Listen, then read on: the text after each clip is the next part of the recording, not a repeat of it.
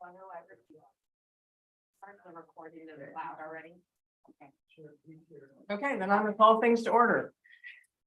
Thank you, everybody, for coming on a Saturday morning and making the time to do this. This is really important, and we appreciate your time. So I'm gonna call the Commission of the Sonoma County Library Commission to order and call the roll. Commissioner Cahill. Here. Commissioner Elkins. Here. Commissioner Engelhardt. Here. Commissioner Goldberg. Here. Commissioner Green. Here. Mr. Hauser. Here. Commissioner Heatherridge. Here. Commissioner Lago. Here. Commissioner McKenzie. Here. Commissioner McMillan.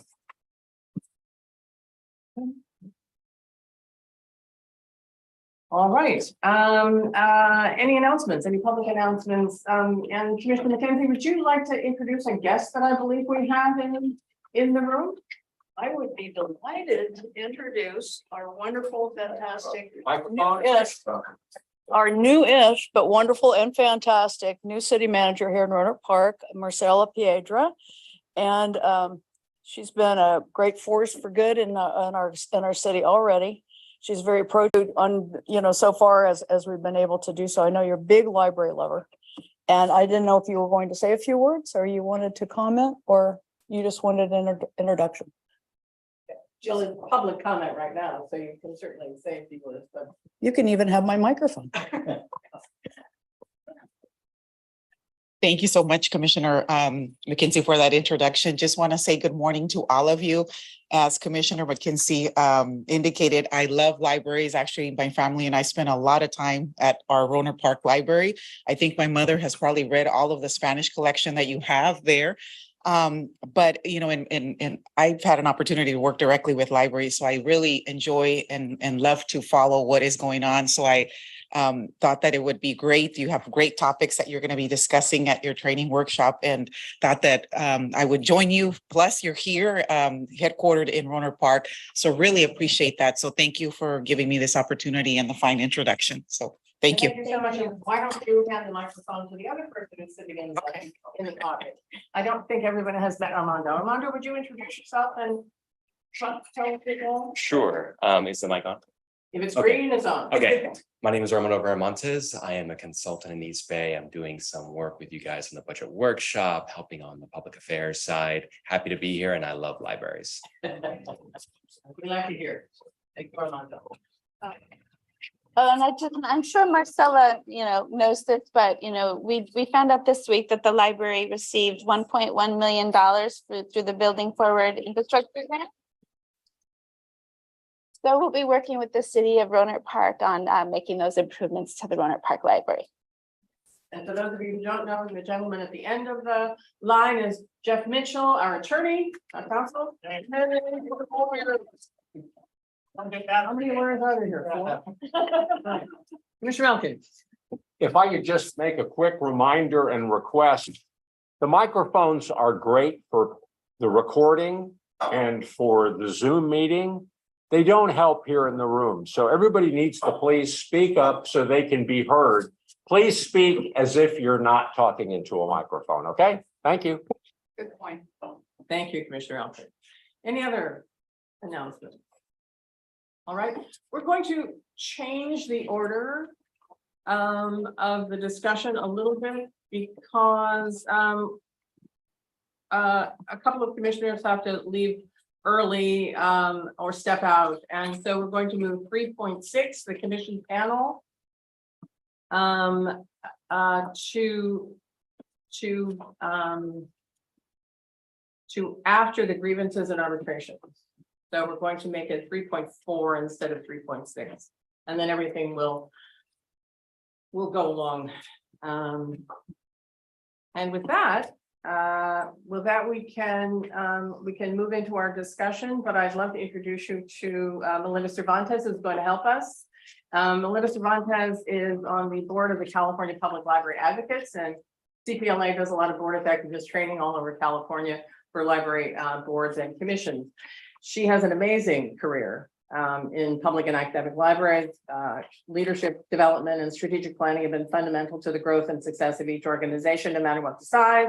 Her early work with diverse populations in California, Alaska, Arizona, Oregon, and Ohio provided critical knowledge on which to build strong and engaged community libraries. The trajectory of her career offers and continues to deliver many new and challenging opportunities to celebrate and honor local cultures and history and traditions. She's been the interim county librarian of Yolo County. She's been the interim library director of the city of Richmond. She was the county librarian of Contra Costa County Library, which is where I met her, the executive director of the Pima County Library in Tucson, Arizona. She was the county librarian in Santa Clara County.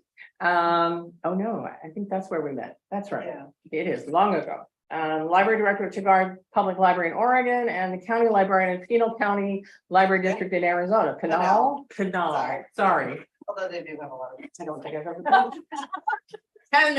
And myriad other things. So Melinda's going to help guide some of the conversations as we move forward through the day.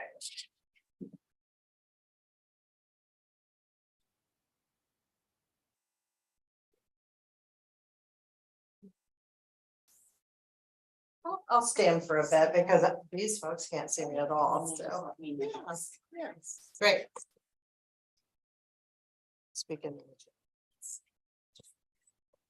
Really supposed to be directional, somewhere. Oh, it's supposed to be multiple But directions. just speak up, yeah. Very good. Good morning, everyone. Happy to be here and I have relatives living in your county, so they use your libraries and I live in Napa County nearby, so visit often. You have very good wine here also. Napa, of course, snobs. So what I wanted to do very quickly, I don't need further introduction unless you have questions about my trajectory, but I've been in California about half of my career. Twice in Contra Costa. I was a deputy first and really enjoy large and complex systems. Thoroughly enjoy also working with cities and counties. And the largest systems, Contra Costa and Pima County and Tucson had 26 or 27 branch libraries. So pretty big operations. And in Tucson, we had a large main library. So that was a new experience. I hadn't run a major main library. Been active in a lot of association work, retired in 2020 near the end of the year and COVID, we were all home, we're gardening, we're doing what we're doing. So it was really nice to come back in and assist a couple of organizations with their new directors. And in the course of doing that, I've worked with very large boards and commissions. Santa Clara County Library is a JPA library district with a, tied at the hip for personnel and some other services to the county. Including county council representation. So I was there for about 10 years, so I have some familiarity with JPAs. And I believe I was told that your JPA agreement was based upon the Santa Clara County Library agreement at one time. But they are different, and there are at least 6 JPA library districts and other special districts on top of that throughout the state of California, many different flavors of organization. So one of the things that usually comes up, particularly if there are newer board or commissioners, is a little bit of, an orientation needed and some foundational work. And I know you're going to hear from a few people about things that are just really important to keep top of mind. If I could have you raise hands, who has been on this commission less than a year? Okay, okay. Well, close to a year. Okay. Less than 5 years? Fewer than 5? Anybody more than 5 years? Okay. And please remind me, term limits, no term limits. The appointments, no term limits. Okay. The JPA board that I worked with, they call themselves a board, was an 11-member board.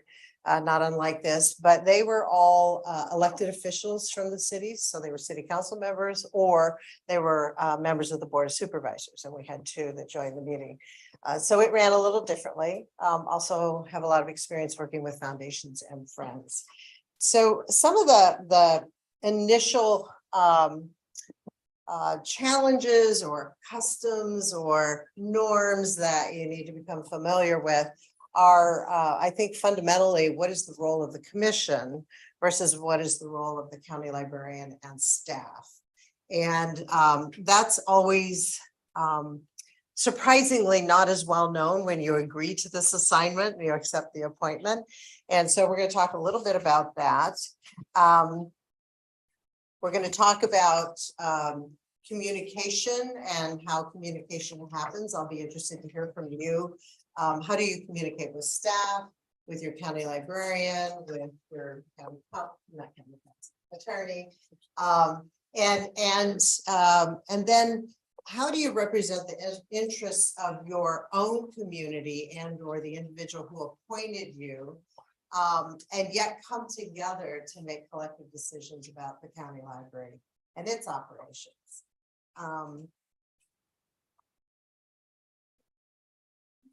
I think, and then I also had an opportunity to talk with Erica, and thank you for including me in this project today, or this process. A little bit more about the structure of the commission, standing committees, and big events like putting a measure on a ballot. And I've done that a few times. I can't say that every time we've been successful, but I understand you've had some very good polling. So let's go to the first slide. Okay, so as you can see, you have fiscal responsibility, you have policy responsibility. There are state laws, created to address representation, engage, and this is a very public meeting. This has to be publicly noticed so that the public may attend, so that if they choose. And then, of course, the primary role is to ensure high quality of appropriate services appropriate to the community needs. I think this is something that is really, we all come with kind of a, glad to hear it. I love my library and I use my library, and my library has supported me through school and college, or is there for my children. And that's that, emotional connection you have, which is terrific and very important. I'd like to hear just a little bit, a few hands up in the air. What else was your expectation of serving on the commission? And if you've been on the commission for a little bit, how has that changed? Does anybody have just what is your initial thought about your responsibility? Early. Good morning. Yeah, Dave Taylor from Santa Barbara. I was on a library board in Michigan before we moved here in 2017. So I already understood the fundamental difference between being a board member and being a part of the staff. The board sets policies. The board does not check out books. The board does not hire and fire. That's the director's job or her designee's job. So that's what I've been focusing on is, are our policies okay? And also, of course, we deal with budgets and construction. I've been very active in the Roseland projects over the years. Thank you. And what part of Michigan? Ann Arbor. I'm from Toledo. Oh, well, you'll have to be from somewhere, don't you? My sister from East Lansing. Yes, sir. I'm Andy Elkin from Healdsburg. Prior to serving on the commission, I had not served in any public capacity, but I had been on the board and was at one time the president of the board of several nonprofit organizations. And that seemed to me coming in to be the best analogy for what the role of the commission would be. In each case, we had a full-time paid executive director and full-time paid management staff that ran the day-to-day operations. The board was responsible for fiscal oversight, for reviewing the strategic plan periodically for the organization, and was responsible for guiding, managing, and ultimately assessing the director. And that analogy has seemed to hold true during the time I've been here. Very good.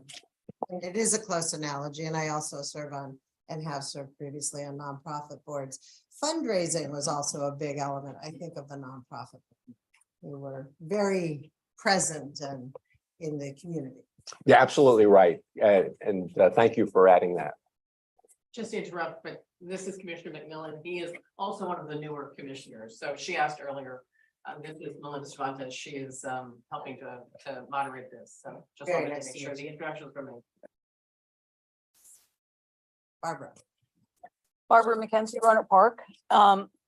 I had a long association with our library through the Friends of the Library Board, Library Advisory Board, both of which are very different, the commission.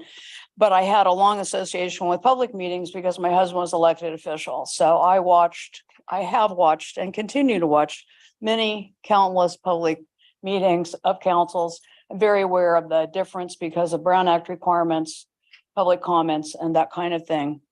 So my expectations, I don't think were really too different than the reality of it.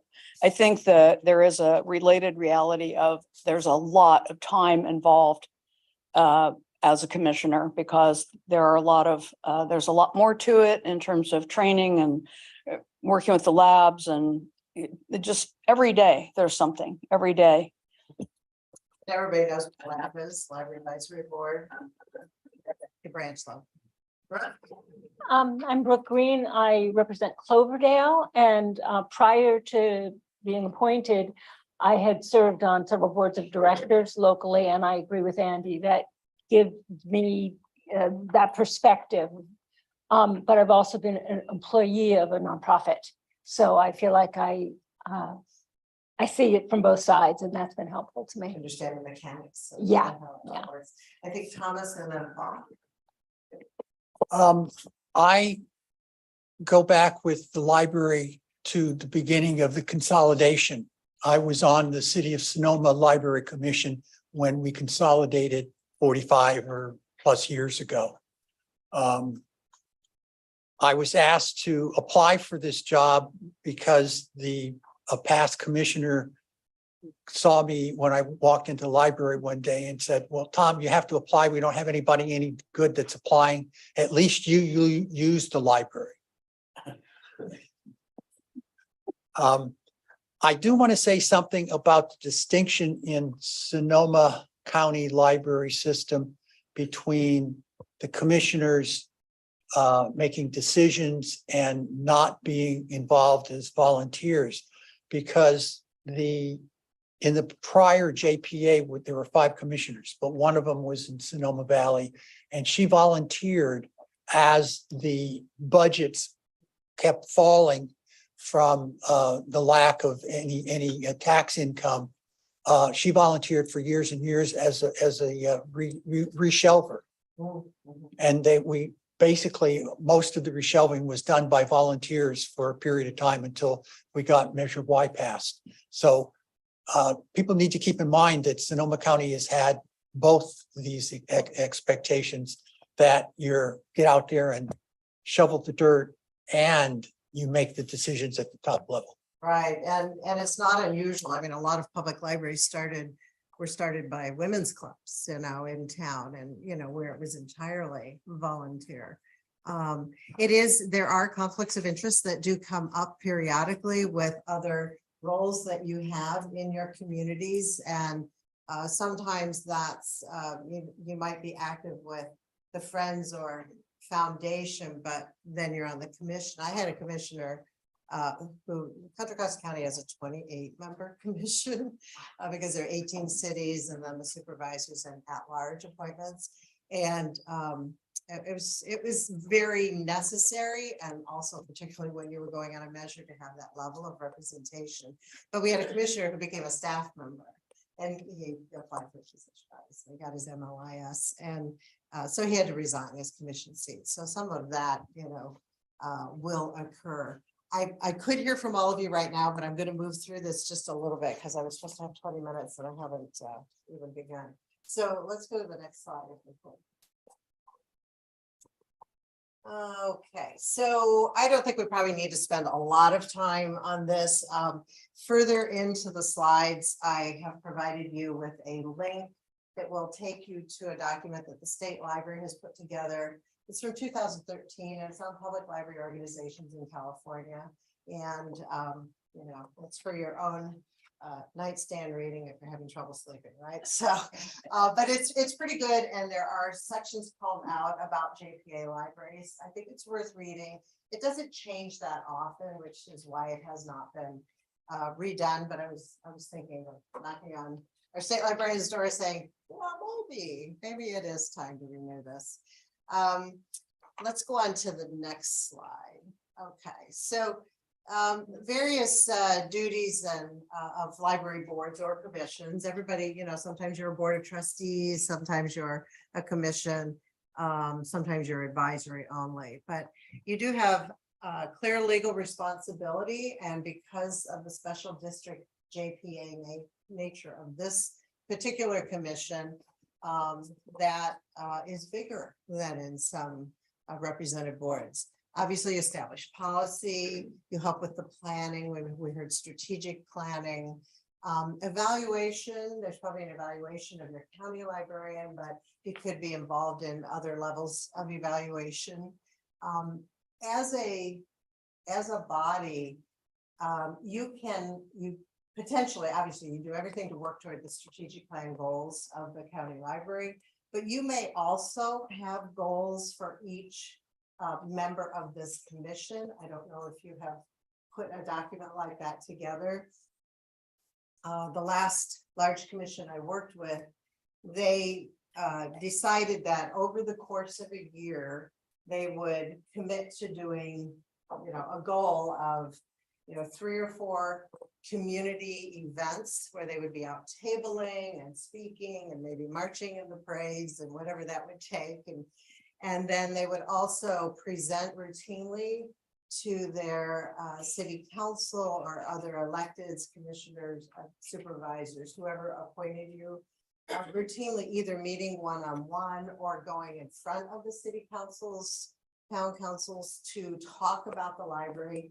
And usually your minutes of these meetings give you really good nuggets, probably Erica's report, of information that you can take forward. Have any of you done that during public comment or even a scheduled section? Okay, on the agenda of your local group, but keep that in mind. So it's not at all unusual to have these kinds of goals. Occasionally, there's revisiting your bylaws to make sure that they are comprehensive enough for what is going on today.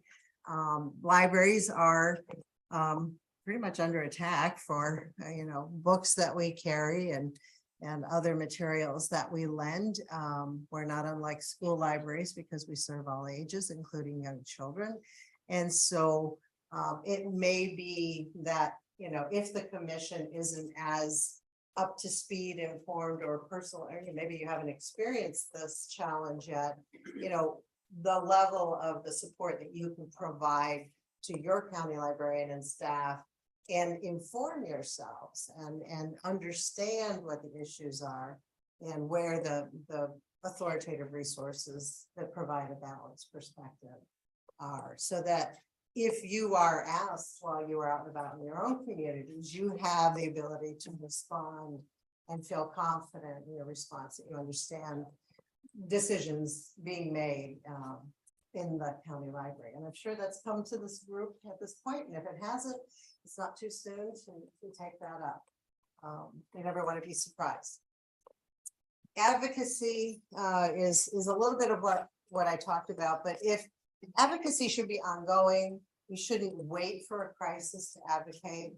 Advocacy is connecting also with the friends and foundation members who support the local branch libraries and other stakeholders who are invested in libraries.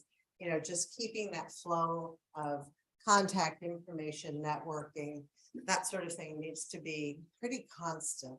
And commissioners really do have a lot to say, but you're going to put your ear to the ground and listen to your community, and of course that feeds back into information that you'll discuss here, issues you'll discuss here, and of course that guides staff. Okay, next slide. I'm sorry. Oh, yes. Two questions, and if you don't have, I don't want to bog you down if you doesn't work. You didn't mention fiscal responsibility. Is that, do you subsume that under legal? It's legal and planning, but fiscal is probably one of the primary ways in which you support the library. Obviously, you're taking up the possibility of going back on a ballot so that you'll be fiscally solvent. Decisions about, I know there's improvements, ongoing maintenance and improvements to buildings. I asked Erica, and I know there is some of this. Contra Costa County had a large number of very old buildings, and they used to all be owned by the county.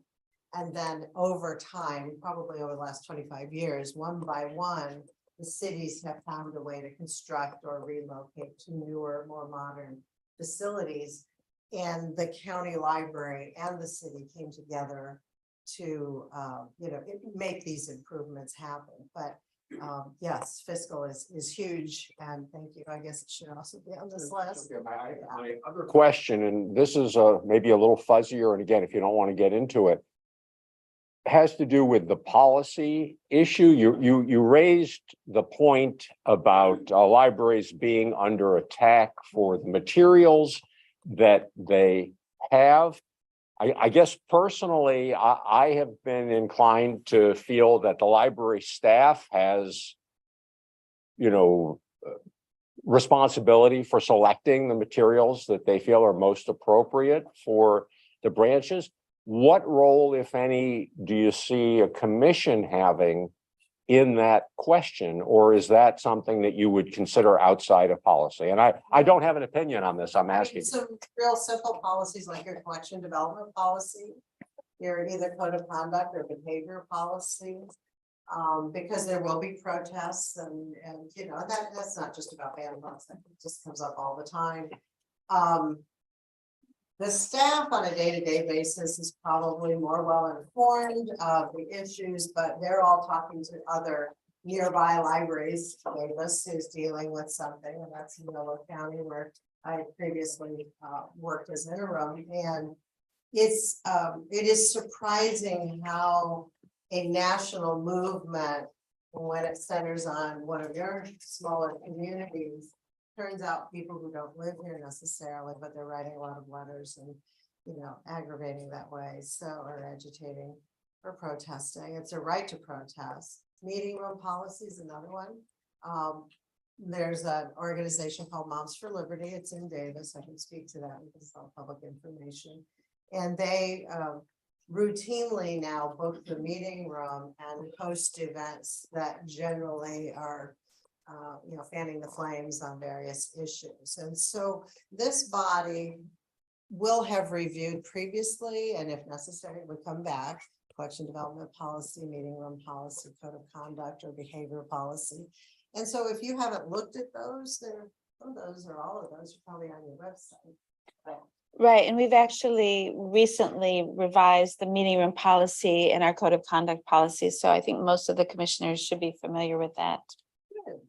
So in that regard, but I will say it wouldn't be unusual for you when you're out in the community, if you are a known library commissioner, for people to approach you who have opinions one way or another.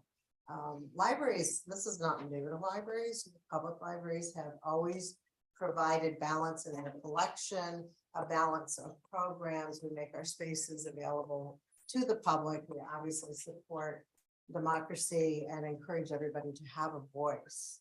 But sometimes it can be very disruptive to day-to-day operations. So does that answer anything? Some of your questions?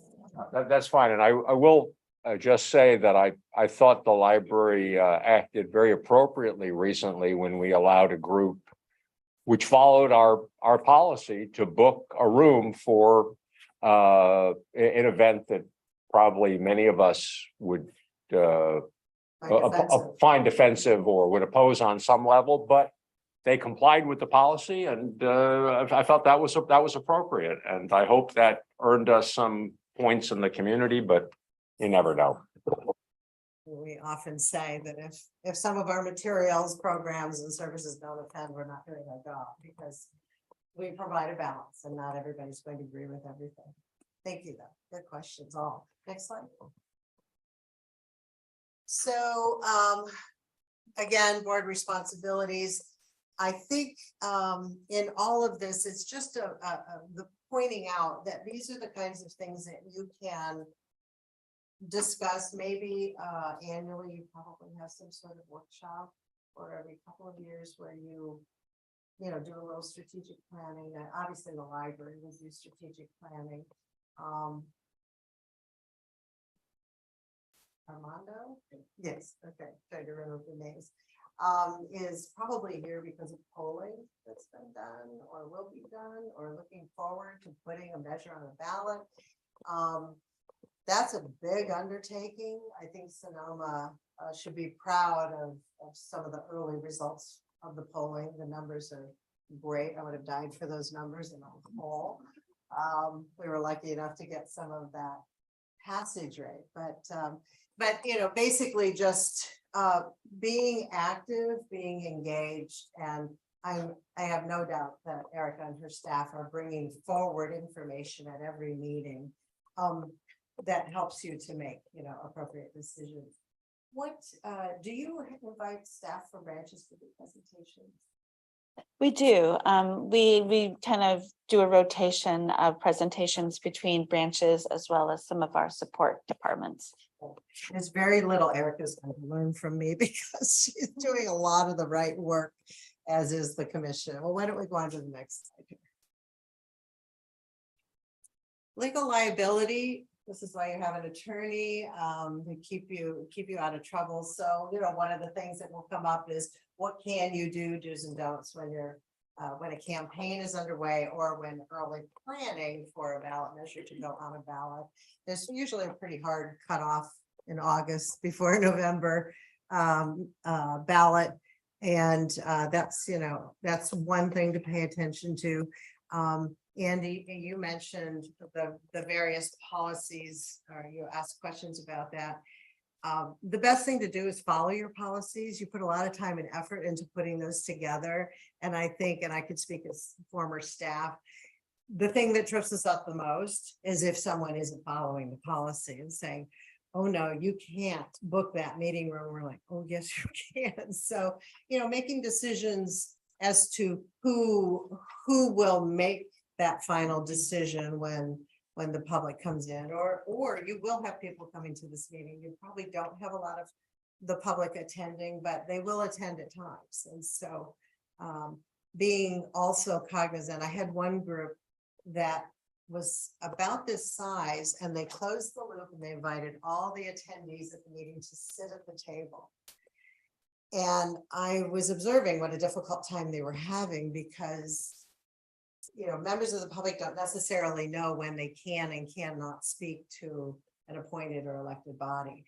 And I was able to have a side conversation before their next meeting, suggesting, and this wasn't the county group, this was more of a library advisory board, that they rethink how they place the public in the audience, have an audience section separate. And just that alone was able to isolate some of and appropriately direct those comments and conversations as the agenda would allow.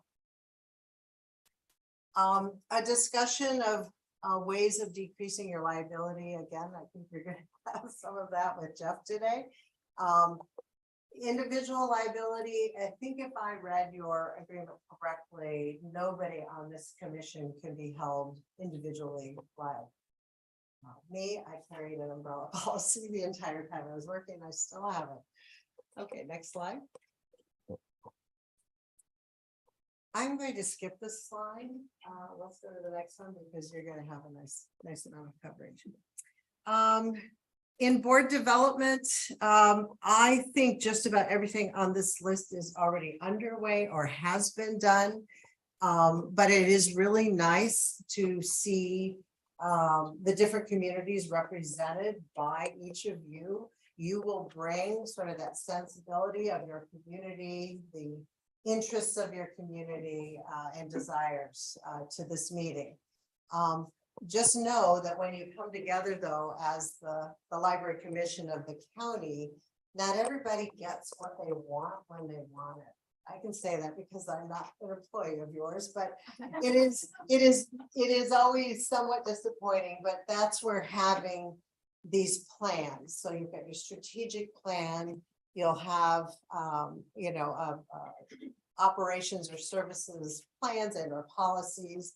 And then you'll also have, I was curious, facilities, maintenance and replacement plans. So with those very old buildings and some of the libraries I worked for, we did about a 20-year lookout as to what was going to be needed and how much we anticipated it costing. And we worked with, it's called General Services of the county. We worked with Public Works of each city. And the process was taking old, aging, 40-plus-year-old libraries that were too small, not modern, hard to put technology in, and slowly retiring them when they sort of reached their end of life, and it made more sense to build new, or at least be in a modern facility. Then the cities took over the responsibility for the facilities, because in my experience, cities do quite a bit more with buildings on an ongoing basis, and they do a great job of maintaining, and they have that local personal pride of property. And then the county library usually contributes toward maintenance, and also operates and fills the building with library books and collections. That may or may not be how it works here, but it is something that will stretch your smaller dollars that are coming into the county library system. And cities and towns with public works departments, sometimes it's just not a big deal to have one more HVAC to look at, or one more, window replacement, or, they're doing these projects on a multiple scale in most cities. Now, I know some of the communities are very small. It's a little harder. You probably have very small, I'm thinking Sebastopol is one, and I don't know all the communities well. Cotati might be one. So, yes. So, you may not have as big a local resource, but that's to be negotiated. But those facilities, master plans, both for the maintenance and retirement and or new modern facilities, are really helpful to guiding this body, who's going to have to set the budget every year and commit to them. And again, that's where it gets a little difficult, because of course we all want the buildings in our communities to be the newest and the best, but you can't do it all at once. So good planning on that level. Ongoing training opportunities. There are some conferences and workshops that you might want to consider. The California Library Association has an annual conference. It's not unusual for trustees and board members, commissioners to attend. And even if the programs are aimed at staff, you can learn a lot about the library, but they usually have some programs. And I know we do an advocacy program every year. Actually, there's usually a pre-conference and a workshop. Deborah and I have both been involved in those. On a national scale, you're very fortunate to have Deborah, who's been active with United for Libraries, which is for trustees, commissioners, friends and foundations too, right? Mm-hmm. And the American Library Association occasionally comes west. San Diego. San Diego. Very good. So be watching for these. And then I venture a guess, I forgot to ask this question, that you're a member of Urban Libraries Council. So given the name Urban Libraries, it used to be for large libraries with multi-branch operations, and it used to just be large cities. That changed over time. I served on that board for 6 years, and we were very happy to get rid of this population threshold and basically open that up to anybody who thinks they might benefit from. So it's about a membership of 150 libraries. It was started by trustees. They have the largest number of seats. They always have a couple of seats that are either professors. I know we've had Northwestern University and Texas Women's University. Sometimes we have city managers, other people who are working in fields that would benefit libraries, and they are a lot more nimble and usually a little more cutting edge than the American Library Association. Not to slam, I've been members of both, but they just work differently. The American Library Association also has a public library division. I think it's the largest division. So lots of opportunities there. And There is one other group. And I don't know what he calls it, Ken Haycock's group, that does some online training. And then CPLA, of course, California Public Library Advocates. And there's a group that meets in. Oh, yes, every library, another strong advocacy group nationwide. So I could go on, there are more, but I'm sure Erica would look for and make, available to you when we get notifications of training, and, you can use Zoom, of course. In your board activities, if you have any standing committees, I believe there might be one. Which one is that again? Finance, very good. You probably have an ad hoc nominating committee. Periodically, you change officers. No? When you have a change of officers, you probably have to put together a nominating committee? Or is it just whoever raises their hand? Well, it's actually, the tradition has been since most of us have been here, that people are invited to nominate themselves, or people are invited to nominate someone as the new year is about to start. Oh, very good. Okay. You all get along too well here. No, it's great. I'm glad to hear it. It would be nice to be able to recommend commissioners to our partners. Yes, absolutely. And do you have any vacancies at present? No. No. Good job. Okay. I know that I received a board manual. I've seen some of your policies. I did not, Lisa, I'm so sorry, I did not read the 10 or 15 documents you sent me the last day because I was running out of time. But there is a handbook essentially, and I'm sure you all have a copy of that. So if you haven't read it, or if you are doing something, refer back to it, take a look at it. Because oftentimes you can get your answers there. Okay, next slide. Responsibilities, attend the meetings, really important, and they were, given the turnout today, I think you're already meeting that one. Be informed, I've touched upon, come prepared, read your, staff puts a lot of effort in, read your agenda packets. Really beneficial to the discussions that you'll need to have or decisions that you need to take action on.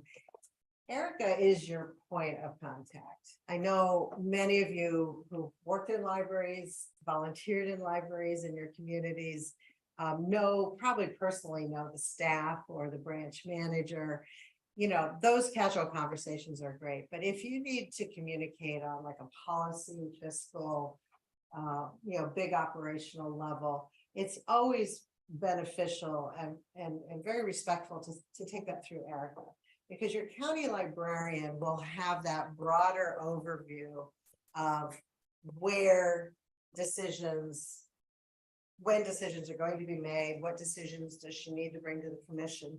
That conversation can be invaluable. And so I would encourage that.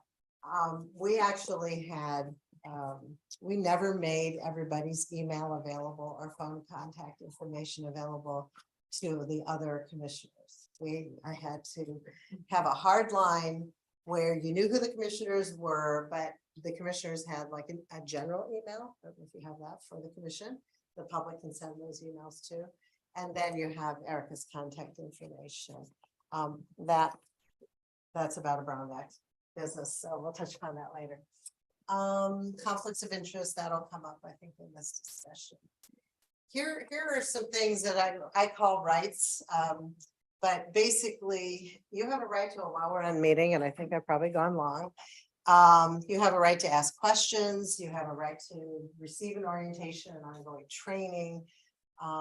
We value your time. We don't want to waste your time. And, to be fully informed in advance. Next slide. I'll probably skip through a few. I've emphasized communication. We've talked a lot about roles. This just kind of, I think you have a copy, and they can have a copy of these slides. So I won't spend too much time on this. Let's go to the next slide. Obviously, good communication probably goes without saying, but it's really beneficial to listen as well as speak. If you're going to bring something to a meeting, it's always courteous to give a heads up to your county librarian so that she might be able to prepare some responses that would help the conversation along. Looking for common ground. I mean, you're all in this room for sort of a singular purpose, but you're all here because you're supporting libraries and what libraries do for a community and supporting a community, staying on task. And I have maintaining confidentiality. These are very public meetings, but if there are other times when you're having confidential conversations, maybe one-on-one with Erica about a situation, that's the appropriate place to have that. Okay, excellent. I touched on these library support groups. I think we'll go beyond. Mention both of those. Oh, if you would one. I should mention the day in the district. Have you participated in legislative days in the district? You have. The group as a whole? We had an advocacy committee. That was one of the things we did. Okay. We don't have one now. Okay. Well, the day in the district can be any day you choose. It can be more than one day, but throughout the year, getting to know your elected officials locally is terrific, but particularly at the state and federal level. There is also a National Library Legislative Day in Washington, D.C. Very helpful if I don't know if you've been, Erica and a small team would be very beneficial in those conversations. That's the American Library Association sponsored event. California Library Association no longer seems to sponsor the day in Sacramento. They encourage doing these day in the district locally at the local offices. But it's a time to both, talk proudly about the work that you're doing, thank them for any support that they've given on various bills. There's ACA 1 is going to be on a ballot also in November 2024. And that's to reduce the threshold to pass ballot measures for libraries, fire districts, and a few others to 55%. And so that's extremely important to many libraries who have not been able to pass a measure. Again, it doesn't sound like it's going to be a problem here for a 1/8 sales tax measure, but you never know. So that's just a little bit about day in the district, something to keep in mind. Okay, next slide. Again, this repeats a little bit. This is that California Public Library Organization website. Make sure you have that available to you, and I encourage you to take a look at that. We talked about conferences. There certainly was a wealth of information on the American Library Association website and also the California Library Association website. Thanks. Okay, we'll stop. That's going to become one of the any questions, comments? Is there anything I failed to mention?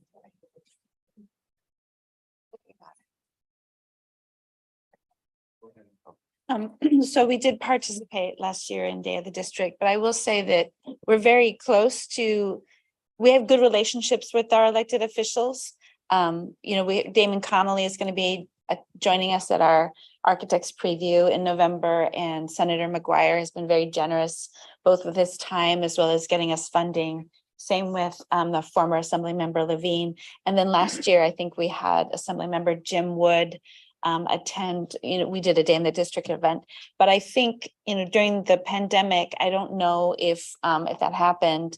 But we also do have our elected officials coming to our chambers of commerce. And so we've been able to, work with them in that way as well. So. I can't say enough about, even when we go to Washington, D.C., we're usually meeting with their staff and not the elected, but we also leave a folder of information that's either provided by the American Library Association or if we're in Sacramento, the CLA, that goes over some of the big decisions that have been made, bills supported, that sort of thing. I always put a local folder together, with handouts so that they also had information countywide on all the good things you're doing. Anything else? Well, I just want to say that, and then I'll talk about the advocacy committee, which we used to have. did a lot of those things. And the commission hasn't been involved since we don't have the advocacy committee. Mhm. Maybe the staff have done that, but the commissioners haven't. And I think it's really important the commissioners are in, because we all know our elected officials, but we should. And then even on a federal level, a number of us know, like Jared Huffman, for example. Right. And it's important, which to be involved as a commission. And we've kind of lost that. So I will advocate for the advocacy committee here in a minute. And also just to say, and I'm going to talk about literacy. I think one of the things we missed is the library. And this is my background from National Institute for Literacy, where I worked with in years. Yeah, and that literacy is a number one thing that the library should be doing. Obviously, we're about books and reading. Right. And we do have an adult literacy program, but that's kind of shrunk over the years.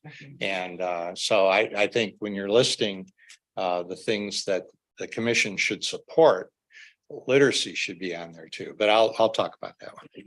And I will say too that I was just appointed to CLA's Legislation and Advocacy Committee, so that might be a good time to, Mhm. revitalize our advocacy. Which the director is on the committee as according to our rules here, so that would be great.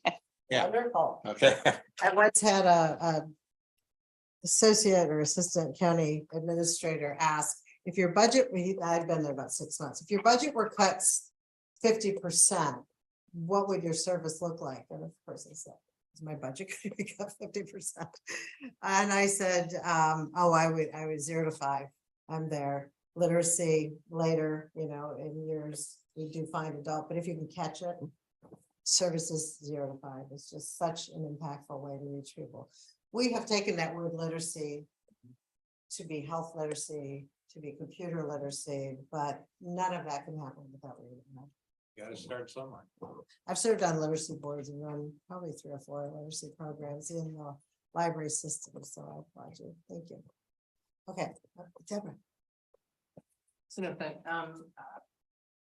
there's lots of conversations about book banning and things like that, and one of the things that the California Library Association notes, that CPLA knows, that ALA knows, is that people are very, very concerned about their own libraries, which makes total sense. But the local libraries are connected regionally, they're connected at the state level, they're connected at the national level. And people forget that that entire food chain is where funds come up and down. The funds from the federal level come down to the state, and certain granted libraries can apply local. for other specific grants, but often at a local level, and I'm not saying that certainly about the system, but at the local level, the people the friends who are helping to raise the money, the library staff, and even the board of the commission are focused on their specific library, because in California, at least 95 to 98% of all funding is local. So it's incredibly important to pay attention to the local, but it is also very critical to be aware of the other levels. And I'm not sure always that we talk about that. And I'm not sure that I have not felt that there is a huge interest in that, certainly. So perhaps that's something that we can discuss in the future. Thank you.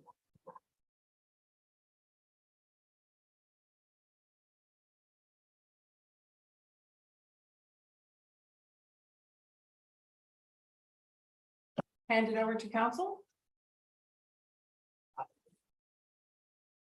So you tell me how much time we've got for this. We kind of tentatively said 20 minutes, but that's still roughly correct. Okay. Good morning, everyone. Good to see you all in person. You look so much bigger. And can you speak up? Oh, yeah, microphone, sorry. Yeah. For the recording. Yep, absolutely. Okay, so let's move on to the first slide.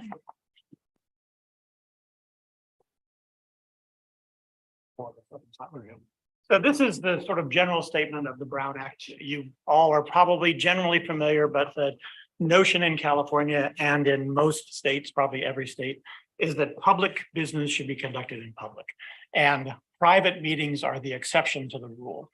And so if you keep that in mind, as we go through the whole discussion here, if you think about how the library operates, how you operate as a commission, anytime that you're getting together as a majority to discuss, deliberate, or take action, those are likely to be meetings, and we have to be mindful of the Brown Act requirements. So next.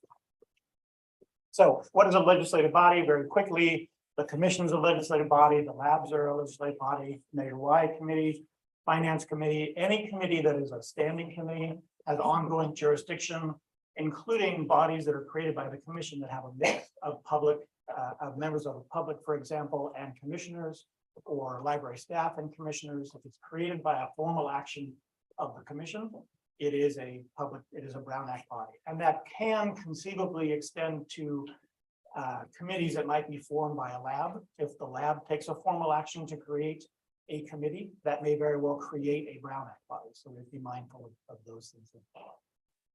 Next slide. What's not a legislative body? Well, advisory ad hoc committees, as long as they consist only of less than a quorum of the commission.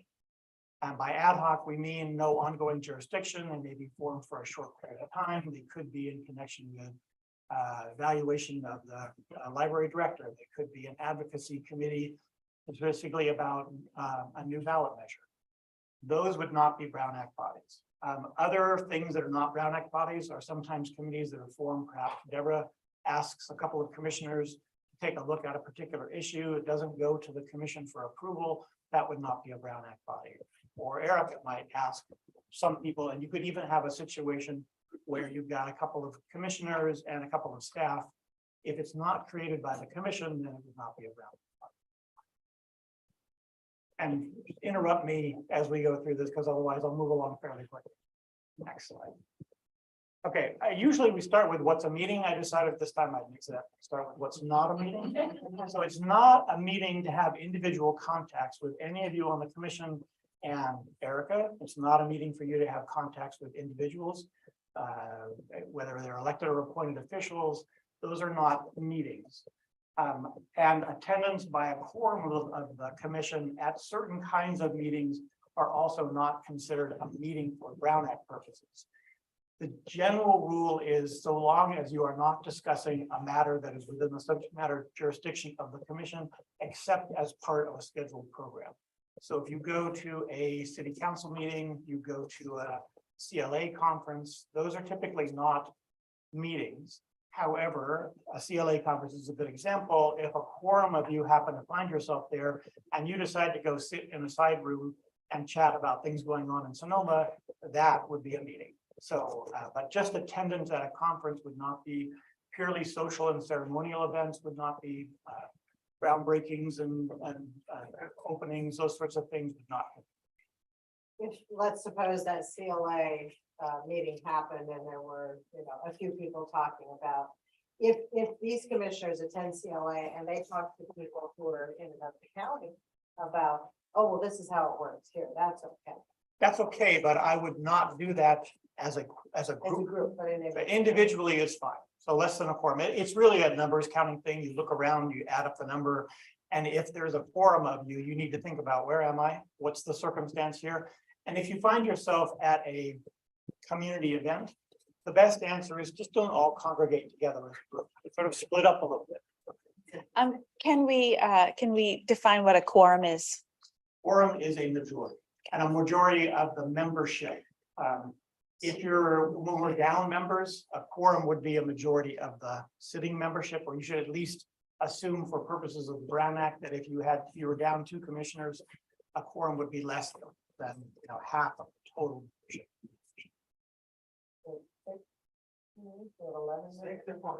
Yeah, 6 if we're full. Thanks. So what is a meeting? Any congregation of a majority of the membership. Remember that it is not just a congregation for the purpose of making a decision. It is to hear, deliberate, discuss matters that are within your subject matter jurisdiction. And then we'll talk briefly about a couple of things that come up. We've talked about a little bit. Serial meetings. Serial meetings are usually we talk about them as one of 2 things. Sort of the hub and spoke is one type, where one person is at the center. So perhaps Erica or Deborah talking with a majority of the membership. If, as part of that conversation, there is an exchange of information and views as to what other commissioners are thinking, that has the potential to be a Brown Act violation. However, it is not a Brown Act violation for Erica to talk to each of you. Just so long as she is not saying to you, well, I see you raise this issue, that's the same issue I heard from 3 other commissioners. That's where you start to get into trouble, but it is perfectly appropriate to have one-on-one conversations with Erica or with Deborah, as long as the conversation is really an exchange between the 2 of you. And that's, in my experience, it's kind of critically important that the library director in particular be able to have conversations with commissioners so that you have an opportunity to raise issues that are coming up on a meeting. Just sort of a side comment, in my experience, meetings go so much better if no one is surprised at a meeting by a question that comes up, particularly questions that could have been answered if somebody had raised the question ahead of time. So please do not hesitate to notify Erica when you have a question. And it's perfectly fine to have talk with her, get an answer and say, I'm going to raise this at the commission meeting also, because I think everybody here needs to hear this answer. That's fine, but you put her in a position or her staff in a position to be able to answer the question when it comes up at a meeting. I have a question about that. What are your thoughts on, say, for example, the agenda packet is posted and we would like, the commissioners, if they have questions about any of the material, to say, let me know so I can relay it to staff so they can prepare their responses for the meeting. Is that a violation of the Brown Act? That's not a violation. What would be a violation potentially is for you to gather questions, prepare responses, and then send them out ahead of the meeting and say, these were the questions that all the commission asked, and here are the answers. That would be a hub and spoke serial meeting. So collecting information and giving it to Erica or other staff to be prepared to answer questions at a public meeting is perfectly fine. Yeah, I just want to reiterate that, that would be very helpful. If there's something on the agenda that you have a concern about or an issue, it would be really wonderful if you would let me know in advance so that, as Jeff said, we could prepare an answer and have that available. The other thing I want to ask about is email. Are you going to talk about that? Or I will talk about it. Right okay, now. yeah, just how we can avoid violating the Brown Act via email. So the simplest answer is line CC is your friend on emails. So if Erica sends out or Lisa sends out an email to the entire commission, my recommendation is all the commissioners be BCC'd on that email. It can go to Deborah as the chair, and you'll see the email. It won't list any other commissioners, but that will mean because you are all being CC'd, or it can go, Erica can send an email to herself, line CCing everybody. And the reason why we do that is because if you hit reply, and if you're busy, you're not thinking about it, you hit reply all. The reply all will not go to BCC recipients. It will only go to those who were due and CC'd. So because we have seen situations where sort of you send an email out to an entire group and all of you respond quickly and you CC respond to everyone. Inadvertently, you now have created a Brown Act violation because you've all shared information about whatever the response to that particular issue. So that's my recommendation. The simplest way is just blind CC. Other questions on this? Just a quick corollary to that, it sounds like we should exercise caution whenever we're going to reply all to any email. There are certainly circumstances when it's okay. If I get an email from Erica and Myrna and Lisa, I can reply all. Correct. But you Yes, just so have to be thoughtful about it. Just be thoughtful as to who are the to and CC addressees. And again, count. If you get to 6, don't hit reply all.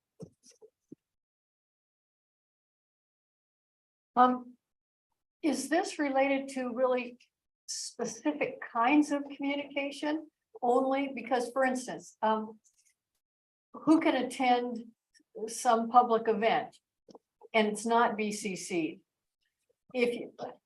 Sometimes it's handy to know who's coming and who's not. I don't know what that kind of thing. Yeah, Let's so talk about I'll- policy. I'll use one of those favorite words of lawyers, technically. technically, it would still be a Brown Act violation. Would anybody make an issue of it? Probably not. If the question was, could you let me know if you're available for a special meeting on Monday at 6 o'clock? And everybody replies and says, yes. Someone could make an issue of that, but that's really not likely to be something that anyone would care about. The simplest answer is just be mindful of this no matter what, because then you don't have to put yourself in a position of trying to evaluate how likely is it that somebody would care if they found out.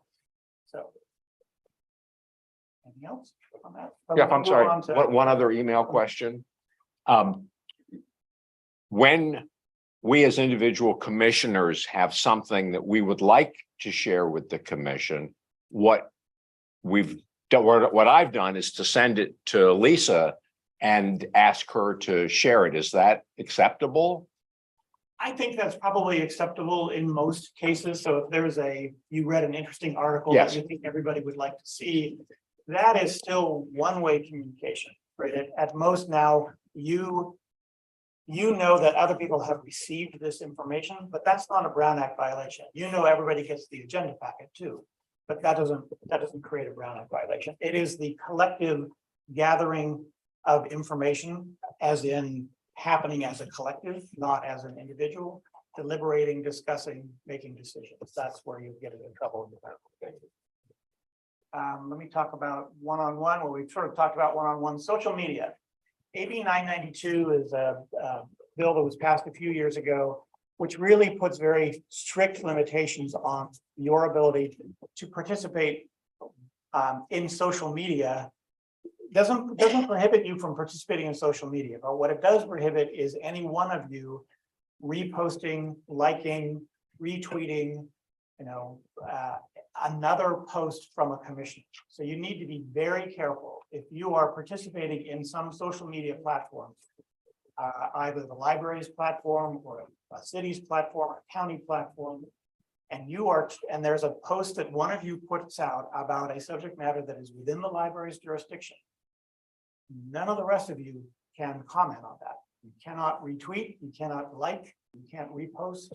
That would be considered a Brown Act violation. Now, remember that it is matters that are within the library's jurisdiction. So if you put up a picture of your new grandchild, that's okay. People can like that and repost that. But if it's library business, you have to avoid commenting on it, any of the things that we do in social media platforms. If there's a picture of a gathering of library commissioners or library staff, and someone posts that, and that means that the rest of us cannot like that or cannot. Really shouldn't be. Again, how likely is it that that's going to be an issue? Probably not. But, and my guess is that this happens because I know it happens everywhere. People forget about because this is a particularly harsh application of the Brown Act. The legislature, though, has gone beyond, because clearly in the scenario I'm describing, you haven't reached one. But it says maybe two of you, one posted and one liked. However, the way the Brown Act is written, specific to social media, that is a limitation on the ability of you all to communicate via a social media platform. But we are able to share library events that come to us from the library to our friends on Yes. social media. Yes. Yeah, and so, a good example would be, since you all represent either a city or the unincorporated area, if something goes up on the library's website and you want to repost that to a bulletin board within your community or to even a city website, that's okay. You just have to be mindful that if somebody beats you to it and posts it, don't post the same thing again, don't retweet it, don't like it. Something coming from the library, though, is different. We're really talking about something that any one individual posts and then someone else as a commissioner interacting. Teleconferencing, we talked about, and we could spend 20 minutes on teleconferencing, so we're not going to spend a ton of time on it. I think we've gone through it with you all, the new changes to the law that went into effect this year, adding the just cause and emergency exceptions. There's one bill this year that makes a tweak to that and adds a new just cause exception for if you need to take care of someone who is immunocompromised. That now, I believe, is a just cause exception that will go into effect January 1. But that's a new just cause exception. It also changes a little bit the emergency. Remember, if you remember, we had to every 30 days during the height of the pandemic, every 30 days we had to re-adopt something that said now it's going to be every 45 days. So for entities that meet on a monthly basis, 30 days is problematic sometimes just because of the way the calendar worked. So that's a little bit of help. But next. Talked about serial meetings. Actually, we've gone through all of this. Oh, one thing I did want to say back, that next to the last bullet, be careful of texting during meetings. I have seen this be very close to an issue that someone raises. Oftentimes it comes up from members of the public, but they don't know exactly how to frame the issue, but they see folks, and I'm not talking about you all, but I've seen it in cities all the time. People at the dais texting away, and we don't know who they're texting. They may be texting their spouse to say, meeting's running a little long, I'm going to be late. But you don't know that. And if you, particularly if you're a member of the public who is by nature suspicious, and you see 2 or 3 members texting, your assumption is they're texting each other. So don't text each other. And remember, one of the things I always remind people about, where you're trying to avoid with the Brown Act is having to prove the negative, like prove that I did not violate the Brown Act. Because when somebody says, I saw you texting, or I saw you all at this conference and you were standing in a group, maybe not the legal burden, but the sort of moral burden now shifts to you to explain how you did not violate the Brown Act. And that's impossible. I mean, you really can't prove the negative. So just try to avoid those situations. Meeting conduct, going fairly quickly. Items need to be on the agenda for you to be able to have a conversation about them. There has to be, you have to provide time for members of the public to comment. Reasonable time limits are okay. Consistency is very important. So if we're going to set a 3-minute time limit, it's a 3-minute time limit that applies to everyone. And even when you're just trying to be polite and allow somebody to speak a little bit to finish their thought. Some people are good about finishing their thought in 2 or 3 seconds, and others take 2 minutes to finish their thought. So we just have to be mindful of that. And it's okay if you allow folks to go a little longer, just be prepared to allow someone else to go a little longer too. And one additional comment I think I may have made before, if you have a non-English speaker who is speaking and they have a translator, they get twice the time that you said, so that you can have the non-English speaker speak in their language and then the translation. So if something comes up during the public comment period, when it's not an item on the agenda, you cannot have a conversation about them, but you don't have to sit in total stony silence. You can ask that this be brought back at a future meeting. Erica, you could say, Erica, could you connect this person with the relevant staff person so they can answer their question? Those sorts of things are okay. You just can't turn it into a conversation among the commission. So items not on the agenda, can't discuss them. You can add an item to a regular meeting agenda on a 2/3 vote, but it has to be something where there's a need to take immediate action, and the need to take action came to the attention of the library after the posting of the agenda, not the commission, but the library. So that includes library staff. So it's unusual to be able to add an item to an agenda, but it is conceivable. Roll call votes, we don't really have to do roll call votes except when we're teleconferencing. It is not a bad idea to do them, just to be in the habit of doing it. And depending on the circumstance, sometimes when matters are particularly contentious, it's a good idea to have a roll call vote just to make sure that we have a record of exactly who voted. And if you have a split vote, that's a good time to do a roll call vote, just so there's no confusion as to what the vote actually was. Removing disturbances. We could spend a lot of time talking about this topic. We all know the library, knock on wood, hasn't experienced Zoom bombing lately, but that's been a thing. If that happens, my suggestion is we start with the chair asking the person to stay on topic, keep their remarks to the topic. If that doesn't work, I believe we set ours up as webinars, right? So the individual can be kicked out of the ability to speak, but not kicked out of the meeting. So they would still be able to listen. They just wouldn't be able to interact. That is the preferred step. A recess. So if you have a crowded room and there's a lot of angry voices, sometimes it's appropriate to take a 10-minute recess, let people cool down a little bit, maybe have a private conversation with somebody. And last resort is to close the meeting. And that would be a last resort. You can, under some circumstances, eject an individual. My caution on that is one, sometimes that's what people are looking for, that they're looking for a cause and they want to be ejected.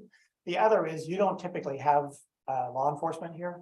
So think about who is going to actually implement that, ejecting an individual. So that, your recourse might be in those cases to adjourn. Yeah. Sorry, I won't be there to help. I'll be on Zoom, so. I do have a question. By closing the meeting. By closing the meeting, you mean ending the meeting or going into closed session? Ending the meeting. Okay. Because unless you have a closed session on your agenda that you can conveniently bump up to have it right now, can't go into closed session. There is allowance in the Brown Act in theory to kick everyone out except for members of the media. I've never seen that done and I wouldn't recommend it. You don't typically have members of the media present, although if it's that contentious an issue, you might. My recommendation is you try a break and then you try adjourning it to a date certain. So you can say, we're going to adjourn this meeting. We'll be back tomorrow. We'll be back on Tuesday. And hopefully everybody will have a chance to calm down. We'll try to continue. Very quickly, civil actions. I don't want to spend a lot of time on this, but remember that it is possible to cure and correct Brown Act violations. The Brown Act is set up in a way that if someone thinks you violated the Brown Act, they have a limited period of time in which to raise it to you. And then you have an opportunity to fix that violation. And basically means you re-agendize an item, you have a public conversation. It gets into, the details are a little tricky depending on what the alleged violation is. Is it a violation that you didn't agendize a open session item correctly? You didn't agendize a closed session item correctly, or that you took an action that wasn't on the agenda. So all of those will have a little nuance to them, but it's not the end of the world because sometimes Brown Act violations happen inadvertently. And if somebody is really being a hawk and, monitoring it very closely, they may raise it after a meeting and we can fix those for the most part. On back to public comment, we don't have a lot of it, we have had a couple of meetings with a lot of public down there. And it's a lot of times as people are familiar with what public comment really is, that we can't respond or not, it's not appropriate to respond. But if we don't say anything, I think that there's a frustration level. So I was wondering what your recommendation would be in terms of prefacing public comment period to maybe advise the public, this isn't time for us to hear you. We are not allowed, or it's not, what do you say? So their expectations. For some jurisdictions, the presiding officer will have a little thing that he or she will say at the beginning to say, this is the public comment period, just to remind everyone, this is an opportunity to talk about items that are within our jurisdiction, but not on the agenda. But the commission is limited and we cannot respond because it's not agendized. But it is it's important for the public to have this opportunity to present to us. And so there you go. The response part is what I was talking about before. If someone comes up with an impassioned plea about something, it's okay to ask Erica to look into it more, or to say, I think this is an important topic. I'd like it to be brought back at a future commission agenda. That will sometimes at least make people believe that you've listened to them or you've heard them. And you can, and don't hesitate if you want to turn to me and say, can we talk about, can we have a conversation about this? And I can be the bad guy to say, well, unfortunately, no, because it's not agendized. So your option would be to bring it back in a future agenda or, so that, And this would be okay for any commissioner to say, or only for the chair? Well, I like to look to the presiding officer to lead on these things. There's no law that says only the presiding officer could say something like that. Again, I also want to ask, so, when that happens, when you have a member of the public who has some feedback, it's really the commission who's discussing it amongst themselves. It's not like a back and forth with the member of the public. Right. So, there's a little bit of play to be able to ask a clarifying question. Right? Somebody could say, I'm not sure I'm understanding what your concern is. Could you elaborate? Or I think what I'm hearing you say is this, is that right? That's okay, but we just can't get into a long conversation, or maybe it's not okay. It's not, the better answer for the public comment period is to listen and thank them and move on to the next public comment. Jeff, it seems to me that there's actually two different times when we permit public comment. One is normally at the beginning of the meeting where Deborah would invite members of the public who want to say something about something within our jurisdiction that's not on the agenda. But then there are, at some points in the meeting, items where the commission is going to make a decision, and public comment is part of that process also, is it not? Actually, public comment that you're describing in the second part is for any item on the agenda, whether it's an action item or not. So if you have reports by commissioners, technically the public is allowed to comment on that. Now, what the Brown Act says is public comment, the public has to have an opportunity to comment on an item on the agenda before action is taken. So we typically then ask for public comment at the beginning or maybe after a staff report is done. If it's a non-action item, you could say, for example, we'll go through the period where any commissioner who wants to make a report about something can make a report. You could then at that point turn to any public comments on commission reports because you're not taking any action on the item. Right. So it doesn't have to be, okay, we're going to do commission reports. Is there any member of the public who wants to comment on the commission reports before they've made it? You don't have to do that. But as long as there is an opportunity for the public to comment on an item on the agenda. But what about the situation where there is an action that's going to be taken? Then they need to be able to comment before you vote. Does the same restriction apply in that we're not supposed to respond to them or get into a discussion? We're just supposed to listen to what the public is saying? Well, there's an element here for your own internal, how you want to operate. My suggestion, my experience is it is better to avoid a situation where commissioners are engaging in a one-on-one conversation with somebody out there. I find that it's an easy habit to get into if you're used to only having one member of the public ever show up for something. And it's a one-on-one conversation because that's convenient. But it's a bad practice to get into because you set a tone where that's how you're going to do it. And it's going to be more like it's a group meeting and we're all here to talk about things. It is better. I think you mentioned not putting them at the table, but having them sit in a separate area. It is a public meeting, right? And you are conducting the public's business, but it's not the public's meeting in the sense that they are not invited here to participate at the same level that you're participating. They are entitled to listen and they're entitled to provide input. But it is perfectly appropriate to say we have a public comment period. It's going to occur maybe after a staff report is made. We have some initial comments by commissioners who have clarifying questions they want to ask. Now we're going to turn to the public. You've got 3 minutes. You've said your piece. Now we turn it back to the commission. And we don't give them an opportunity to come back and forth and engage. And we actively discourage things shouted out from the audience to say the public comment period is closed. You had your opportunity to speak. There are times when some back and forth is necessary. Like if you have an architect here to talk about the design of a building, you might have them sit down and then a question comes up and you bring them back up again to ask a question. So that's a little different. But for just the general public comments, my recommendation is you have a discrete public comment period on the item. Finish the public comments. Now it's time for the commission to discuss it among themselves and act. If it's a public item. Jeff, could you speak to if you see the commission kind of, moving into a Brown Act, a potential Brown Act violation, is that your responsibility, the presiding chair in this case, for the or the staff or all the above? All the above makes that. Yeah, I try to monitor it, but I will be the first to admit, there are times when I have forgotten that we didn't do public comment. I mean, that's really I consider that my job is to mind that stuff. But if I don't say it, it's perfectly appropriate for Erica, a member of the commission, to say that we need to take public comment before we vote, because otherwise you've walked yourselves into a Brown Act violation unintentionally, and it could have been fixed if somebody had just spoken up and said, I'm not proud.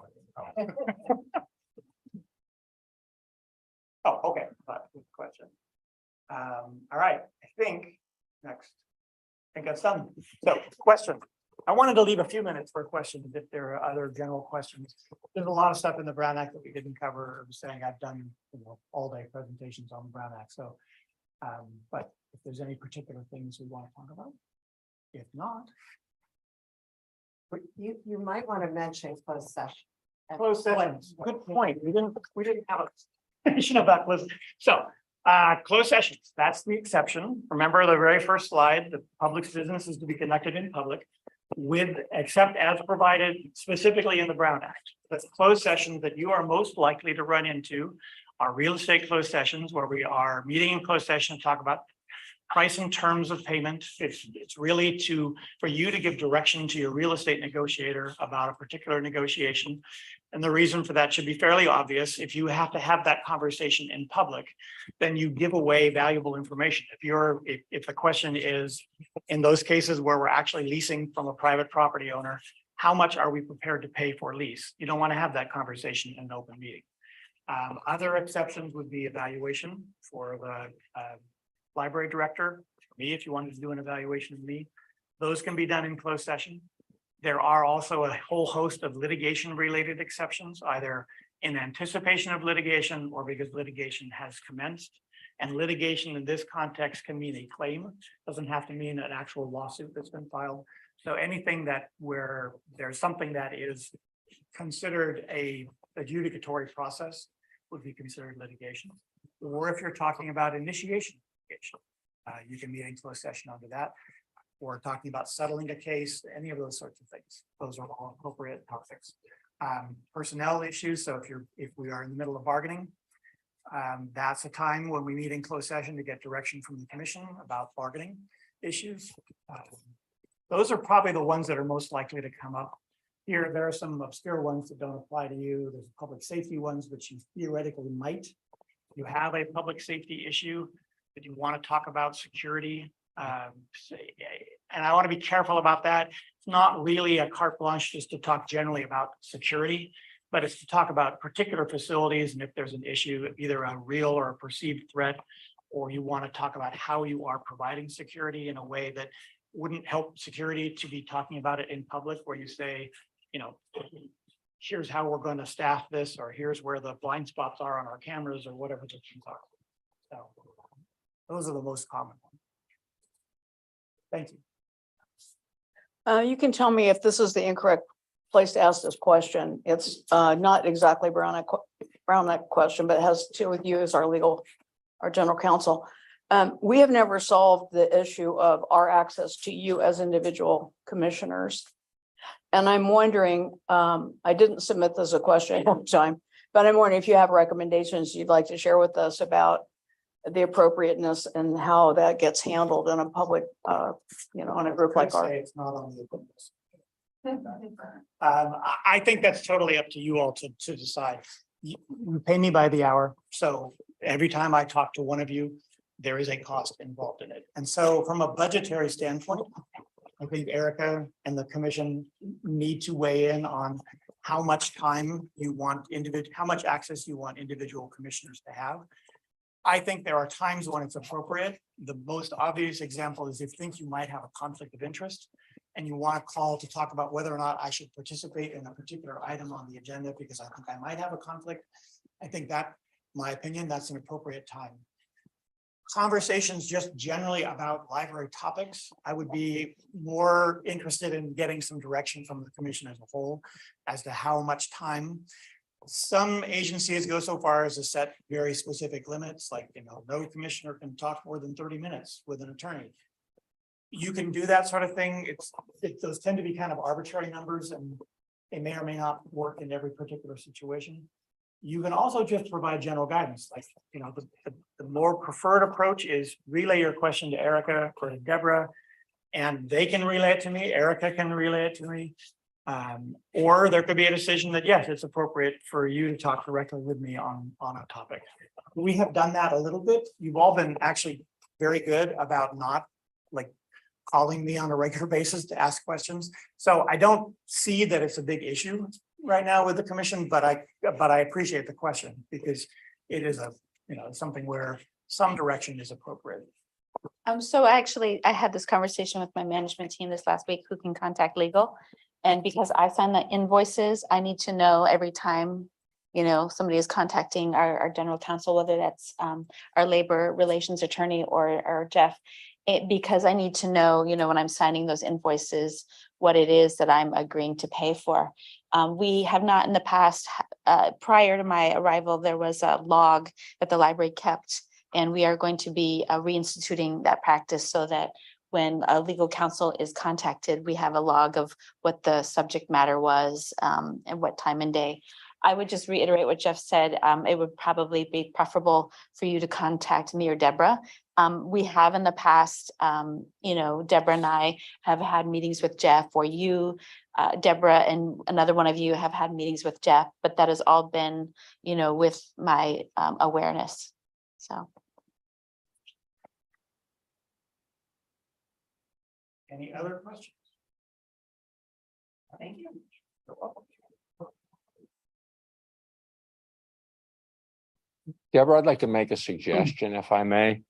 It's 10:35. I'm going to suggest that we take a very short break and that you and Erica please get together to look at the agenda items we have remaining and to prioritize them and to assign times for them, because we have some very important items. I don't see that we're going to get through everything, and I'd rather that we do it thoughtfully rather than just run out of time. So is that something we could do? I'm going to, 5 minutes. do I have a second? Yeah, 5 minutes.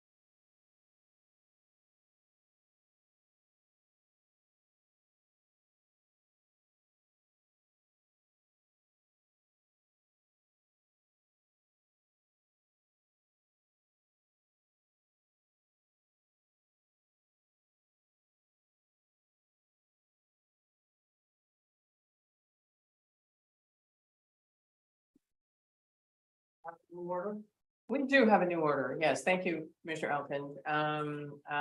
We are going to have a demonstration of SharePoint Linker. So we're going to remove 3.4. We are then, but we're going to have here grievances and arbitration first. Then we're going to have the commission panel that we are going to really 30 minutes. That's what you got. And then we're going to have 15 minutes for the fiscal budget and process, the sales tax renewal process. Dan isn't here yet. It shouldn't take too long because we can't really talk about too much. And then the 5-year vision, we can take as much time as we like. Let's see. I think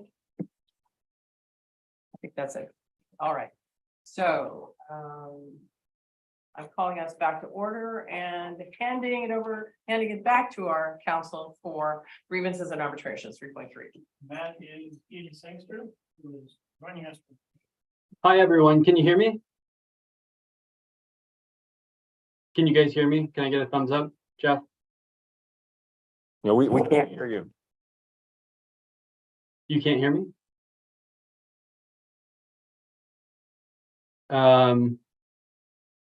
I am not muted, so.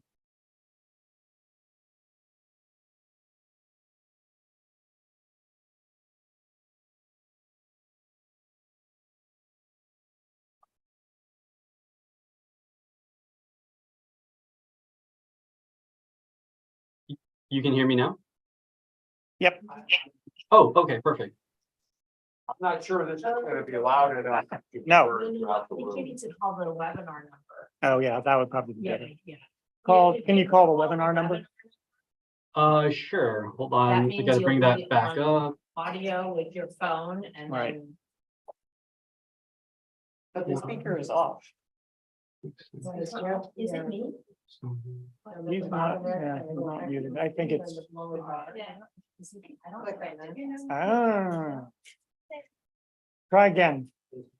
Can you hear me now? Yeah, you're muted, Lisa. I think that's. Click where the X is. Let me see. Okay, try again. What about now? Yay, perfect.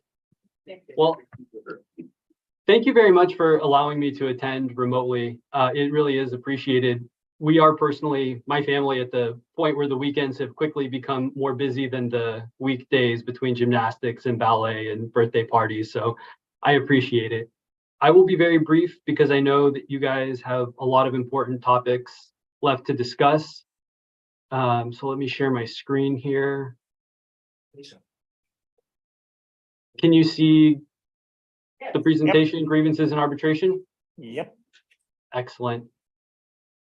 So I will be brief because, as you'll see in just a few moments, the commission really does play only a limited role in these separate processes. And I think a more apt title, which I should have thought of, would have been grievances and discipline. These are two separate processes that are contained in the memorandum of understanding between the library and SEIU Local 1021, which is the exclusive representative for the employees at the library who are represented. And so I'll begin with the grievance procedure. As you can see here, we have the definition of what a grievance actually is, which is a claim made in good faith by an employee, a group of employees, or a union representative on behalf of such employees concerning the interpretation, application, or alleged violation of a specific provision of the MOU. So this is basically the mechanism whereby the employees can enforce their contractual rights under the collective bargaining agreement. This comes up in different contexts. For example, one of the situations that has come up a number of times since I've started working with the library is found in Article 8.3.3, which provides eligible employees with a 2.5% pay bump when they're working in what's referred to as a lead worker capacity. And inevitably, there's a factual disagreement over whether or not the employee is entitled to that pay. And so that at times has triggered the grievance procedure, but it could be anything under the MOU. And if that happens, then this is the grievance procedure. It's found in Article 17 of the labor contract. And the various steps are contained on this slide. The main takeaway here is that it's always preferable to try and resolve these issues at the lowest level possible, which is why really 17.2, a problem solving meeting, and 17.4.1, an informal level. Those are just basically meetings whereby representatives from the library and the union get together, put their heads together and see if there's a way that they can bridge their differences without triggering the formal grievance procedure. Sometimes it works, sometimes it doesn't, but that's always the goal, because everybody else or everybody has a job to do, and sometimes these grievances can be distracting. So if we can resolve these at an informal level, that's always the preference. So we have 2 opportunities to do so under the labor contract. And if not, then we're off to a more formal level. The first step would be a meeting with the supervisor, which is 17.6.1. Then if the grievant is still unsatisfied, the grievance will be elevated to the library director. And then potentially at 17.6.3, the library commission can be asked to weigh in on a potential grievance before the final step, which is level 4 arbitration. So this is Article 17.6.3 in short, and it describes the circumstances under which a grievance can arrive at your doorstep. So unsurprisingly, the grievant has to be unsatisfied with the decision at level 2. So presumably Erica would have denied the grievance. And if they are so inclined, then they can elevate the grievance to the library commission. What's important here, though, is that it's optional for the union to do so. And you can see this in subdivision C. If the grievant does not want to hold a hearing with the library commission, they may, within 10 calendar days, submit a written notice to the library of their intent to waive the hearing, thereby moving the grievance to the next level. There are some MOUs in the state that are similar to this. As I think I mentioned to you before when I've spoken with you folks, I spent a number of years as a labor side attorney representing public safety associations up and down the state. And so over the course of those 6 or 7 years, saw a lot of different MOUs. And the only thing that is consistent is that there's just something always a little bit different with each MOU. In broad strokes, they're very similar, but everybody has slightly different processes, different procedures. And so this wrinkle is not abnormal. It's present in other MOUs, certainly, but I do think it's a little bit unique in that the union has the opportunity to make an election whether or not to press the issue to the governing body, but they also maintain the ability to waive that right and press on to the next level, which is binding arbitration.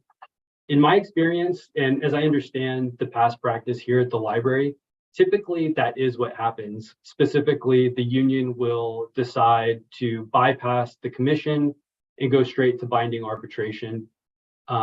It just saves everyone time and effort and expense in putting on another presentation. But depending on the circumstances, the grievant may decide that presenting to the library commission is in their interest. And if they do so, then Article 17.6.3 is triggered and the library commission can be asked to evaluate the grievance. The library commission could either grant the grievance and agree with the union, or alternatively, they could presumably deny the grievance. And if they do so, then the grievant, so the union, would always have the opportunity to continue through the process and arrive at arbitration. And in this regard, it's important to note that the decision of the arbitrator is final and binding. Those are important words under the California Arbitration Act, which is contained in the Code of Civil Procedure. It allows for an arbitral decision to be at least taken to Superior Court and the grievant could obtain a judgment if, for whatever reason, the library didn't abide by the arbitrator's decision. But for all intents and purposes, the arbitrator gets the final say on this issue, and they will decide whether or not there was a violation of the labor contract. So those different steps outline the grievance procedure, and that's separate and unique from the disciplinary procedure. And for the sake of brevity, I've only included 19.4.4 here, which describes the final step of the disciplinary appeal procedure. It's important to remember, though, prior to getting to 19.4.4, public employees have a number of due process rights that are implicated. So prior to arriving here, there would have been an investigation. A notice of proposed discipline would have been issued, whereby the library advised the employee of what the level of proposed discipline was and the reasons for that decision, as well as any of the materials upon which that decision are based. And then after a Skelly hearing, which is the employee's opportunity to present their side of the story or their case and offer any mitigating circumstances or exculpatory evidence, explaining why they believe that the level of penalty is unwarranted, only then is a final discipline issued by the library. And that final discipline is what 19.4.4 is concerned with. So if after all those other processes have finished playing out, there's still a dismissal, suspension, or demotion, the affected employee can appeal to binding arbitration, which is level 4 of the grievance procedure that we just went through. And this is important because if you'll recall from just a few slides before, the commission is level 3. So for all intents and purposes, the commission is never going to be called upon to weigh in on an individual employee's disciplinary issue. That goes straight to level 4, which is binding arbitration. And so logically, the commission is just never implicated. And that is the separate disciplinary proceeding. And those are both contained within the MOU, the labor contract between the parties. So as you can see, the commission does play a fairly limited role, given that they can only be potentially called upon to weigh in on grievances. And again, that has to be at the election of the grievant, who specifically chooses to put forth their case at level 3 instead of bypassing the commission and going straight to arbitration, which in my experience, both as a labor side attorney and as a management side attorney, most of the time people just want to hurry up and get to arbitration. And so more often than not, they will simply bypass the governing body and go straight to the arbitrator, who holds the ability to make the final decision. So with that, are there any questions that I can answer specific to either one of these processes? Yes, I have a question. Paul Heavenridge, Commissioner Heavenridge. Usually in the labor negotiations I've been part of over the years, and because I'm a certified mediator, we've always had a mediation step, which can be very helpful before we go to arbitration. Was there any reason that in our policies we don't have a mediation step? That's an interesting question. I didn't participate in negotiating these. I can tell you that having seen probably over 100 MOUs, I don't recall ever seeing a provision that calls for mandatory mediation, similar to, for example, fact-finding mediation or mediation prior to fact-finding after negotiations over a collective bargaining agreement. I think to your point, though, and it's well taken, which is that the parties, more often than not, if they put their heads together, can come up with a solution that maybe nobody likes, but everybody can live with. That's the purpose of those first several steps. So the first step is a problem-solving meeting. For all intents and purposes, that's a mediation, without the neutral, of course, but the parties are getting together and trying to resolve their differences. And then the informal level as well, with the immediate supervisor trying to see if there's an opportunity to bridge the differences between the grievant and the library. In my experience as well, and I've done this personally, you can also ask the arbitrator to mediate your case. Some of them will refuse to do so and say, well, I'm going to be the one ultimately making the decision, you know, calling balls and strikes. And so I don't want to participate in mediation because sometimes parties can be and have to be, in order to facilitate a productive mediation, they have to be candid about the strengths and the weaknesses of their case. And it's fundamentally different than advocating at a contested hearing. But there's always the possibility that the parties can agree to mediate. And like I said, I've seen and have used an arbitrator as a mediator prior to undergoing the contested hearing. And sometimes it works, sometimes it doesn't. Thanks very much.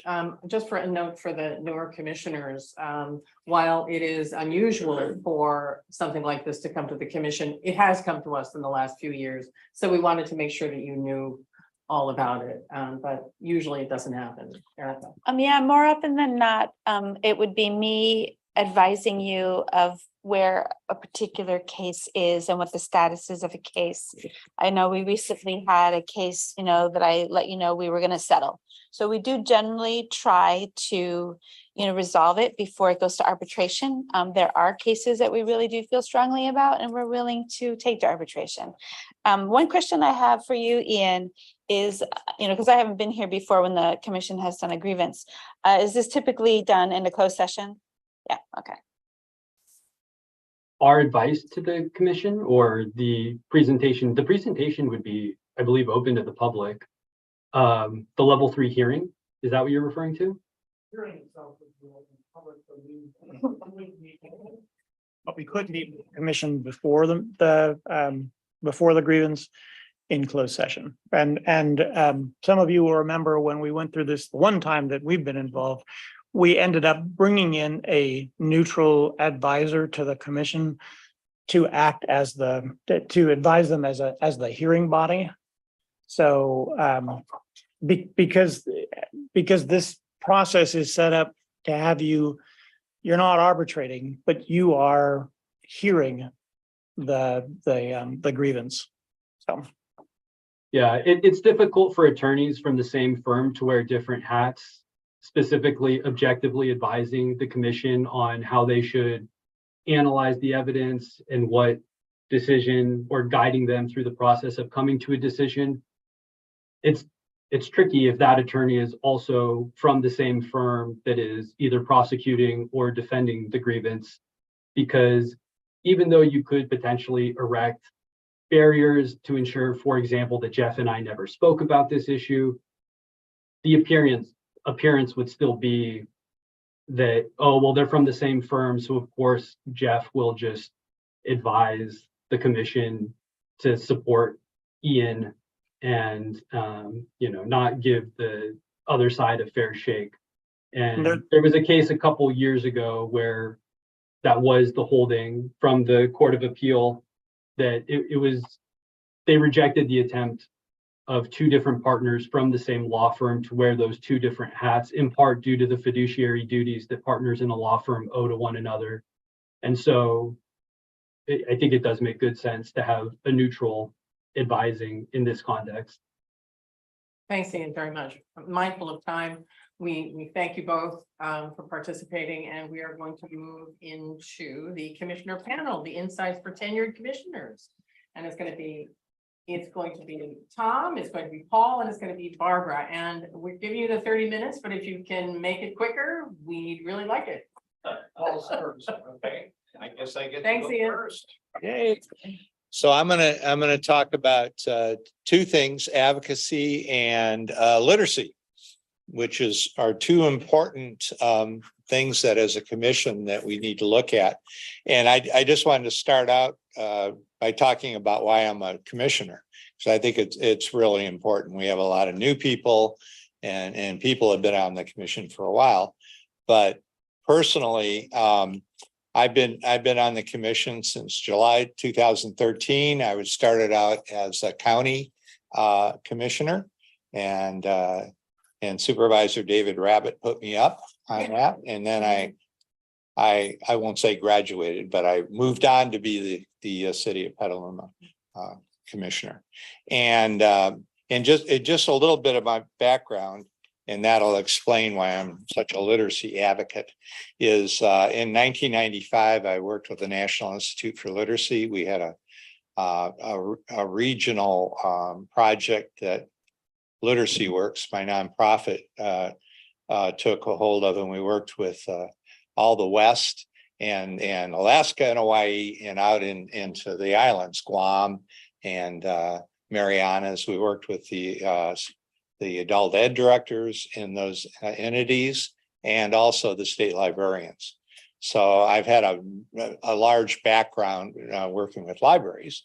And then I also worked closely with the state library here in California with the California Library Literacy Services Program, which gave the money to the library programs, which we still benefit in our adult literacy program.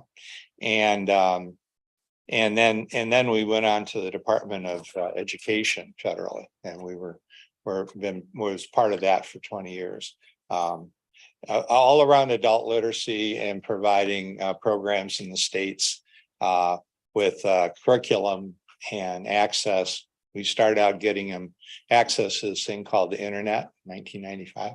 I was Johnny Appleseed with modems and going around to all these programs, setting them up. Yeah. But anyway, so that's kind of my background. That's why I wanted to be a library commissioner, because I think literacy is one of the number one things we should be doing in the library. And I've always been an advocate for that. And whether it's K through 12, K through 5, as we talked about, or adult literacy, it's really important. I think the library has a really important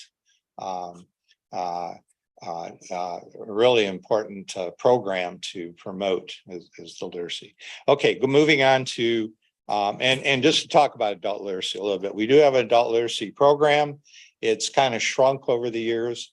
In the good old days, we had money for all our libraries to have a program also. And there was somebody assigned in that individual library to be the adult literacy person. And now because of funding, we just have central, basically.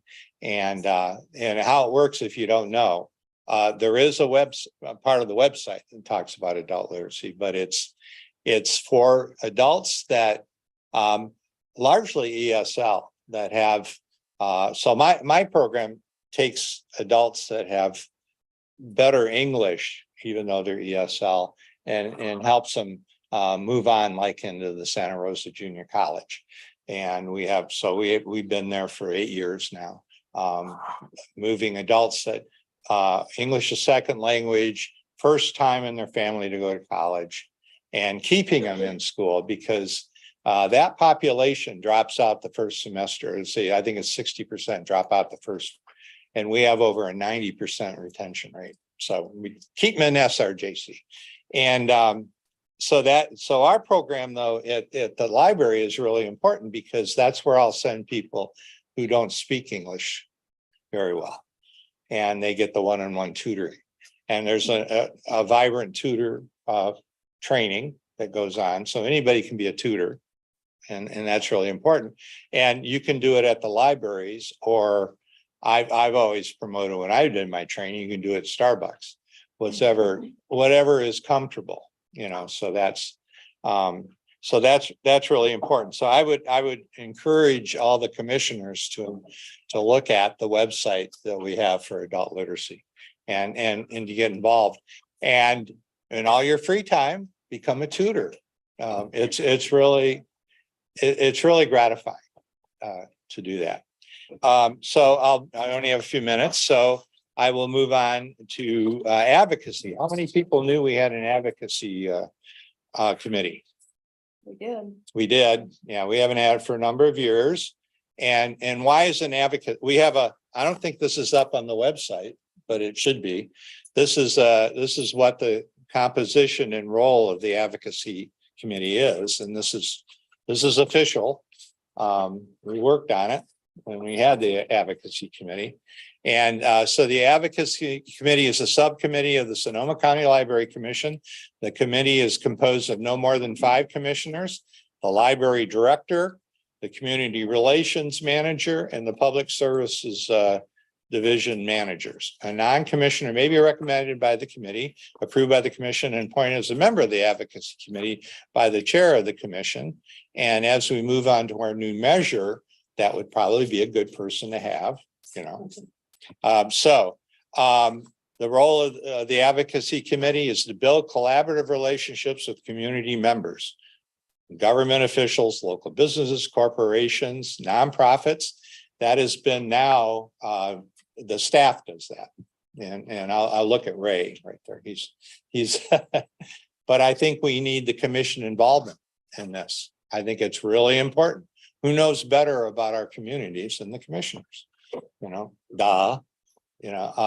so I'm advocating for the advocacy. So, and yeah. How come there's not a subcommittee? How come there's not a subcommittee anymore? An advocacy. Well, we kind of lost steam. I don't know. What, Deborah, would you like to answer? I don't know. I'm not sure it's on the agenda, but I can take a quick shot at it. Well, It's partly during COVID and partly when the California dollars for libraries plummeted. So while we could talk to people, there was very little opportunity for us to, as a library, get more dollars. That doesn't mean that all of our commissioners haven't been encouraged to connect to their elected officials, to locally, nationally, regionally, statewide. So that's one thing. But also, the last few times that the advocacy committee met, we started talking about a possible renewal. And that creates a real serious conflict of interest between the staff that is working as the staff and the commissioners who are publicly appointed. It's very difficult to not talk about that. So until we can kind of sort it out, we decided that with COVID and everything, we were going to put it on hold for a little bit. Okay. So, yeah, so that good answer. Good answer. So anyway, the other thing is, everybody, I mean, the ALA has a definition of what advocacy is, and we can have our own definition here, what the areas will define, you know. Maybe we won't talk about the measure, and then there won't be any conflict of interest. But the other things that we do is to, and I think again, we were talking about the legislative day that staff has taken on. That was one thing we used to do, is we used to go to our elected officials' offices and talk to them about Sonoma County library issues and legislation and funding. And I think we need to go, since we didn't get all the money we asked for the grants, we need to go to our federal officials now. And I'm certainly happy to get Jared Huffman on the line and her staff and move forward on that. So that would be an advocacy thing So also. we'll put that on. We'll put that on. But that's your 10 minutes. Paul. Oh, is it? Okay. It is. So Tom, then we're gonna move over to you. Okay. Or wherever you wanna go. I'm next. Okay. I'm supposed to talk about supporting organizations. And supporting organizations support the commission and the library. Support the library and everything. But when we think about, you know, as just a civilian, you think about the library, you think about your local branch. And there's a whole lot more out there. The first thing that popped in my mind when I said, well, we've got headquarters. We've got all the space here full of sunglasses. There are boxes of sunglasses by the restrooms. I don't know exactly why, but we've got all kinds of things going on in this library system, and there's a lot of people here. But and I think there's going to be a tour later on before you all leave, for if you haven't actually seen what's going on in this building. Because to me, the most important thing that's going on in the building is the sorting machine, which actually sorts the books as they come from the other branches and go out to the other branches. They can't operate it because they don't have any staff here today, but you can actually look at it, which is all I've ever actually seen, but it's really exciting. But anyway, let's move on. Each branch has its own Friends of the Library group, and this is a separately incorporated nonprofit organization, the purpose of which is to raise money for that particular branch. So we have book clubs at the Sonoma Valley branch, which the friends buy the paperback books that are going to be discussed, and that's supporting the activity that's going on there. Each of you has a library advisory board. And the purpose of the library advisory board is not to raise money. The purpose of the library advisory board is to advise the commission about what they think would be appropriate to happen. So it's what do you think should be done? What's going on? And trying to foster that kind of discussion with your lab is something you have to think about and try to work on a little bit. I know it's been difficult for me, and that's something to go on. The last thing we have here on our list of supporting organizations is the Sonoma County Public Library Foundation. And I know that the foundation has had a rocky history in the past, but over the last 4 or 5 years, it's changed radically. It's got new people that have a commitment to dealing with raising money for the library, Sonoma County Library, as their sole activity. And they're have gone from being very small, raising maybe $100,000 a year, to currently being involved in a $2.5 million campaign to raise money for the Roseland Library for the fixtures and the books and everything that have to go in there. They have changed radically, and that's something that you need to be aware they're out there and support them, because it's something we need to support as well as they're supporting us. And yeah, I was going to mention that if you have time and want to do a Zoom meeting for an hour and a half, once a month or every other month, the Friends and Foundation presidents have a meeting. And that's been very interesting for me to sit in on those and just listen to what the discussions are that they're having about what they're trying to do, because it helps you understand your branch and what these people are doing there. And that's all I have to say. Barbara. I can interrupt for 1 second. I have just about 5 minutes extra. Post my daughter's soccer game. So I'm home leaving early, but I'm looking out 5 minutes. Yikes. Yay to Tom, he only took 4.5 minutes. So, yeah. Just a note on Friends and Foundations. Often Friends groups all around the country and in California also do advocacy.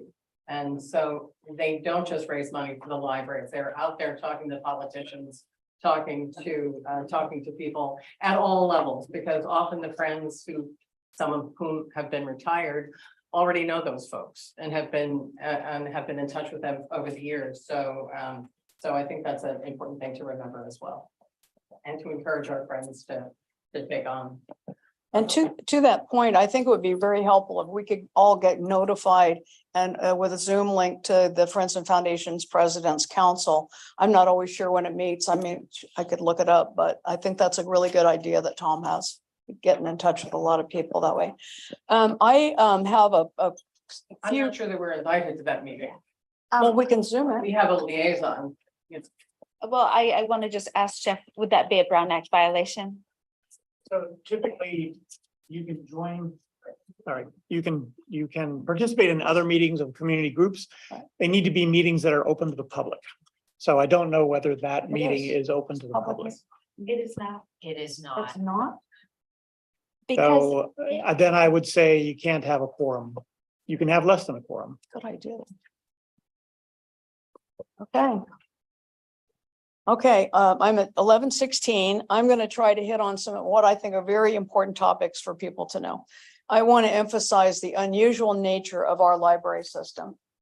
Most libraries are either county libraries or they're municipal libraries. As Melissa pointed out, there are a few that are operated by a joint powers agreement, but I believe we are the only one that's a joint powers agreement, and the people who are sitting on the governing body are appointed or not elected officials. And I think this results in some kind of an interesting situation, I will say. In 1975, there was an initial joint powers agreement that went on for up until 2014, and that consolidated the library systems in this county in terms of providing shared services.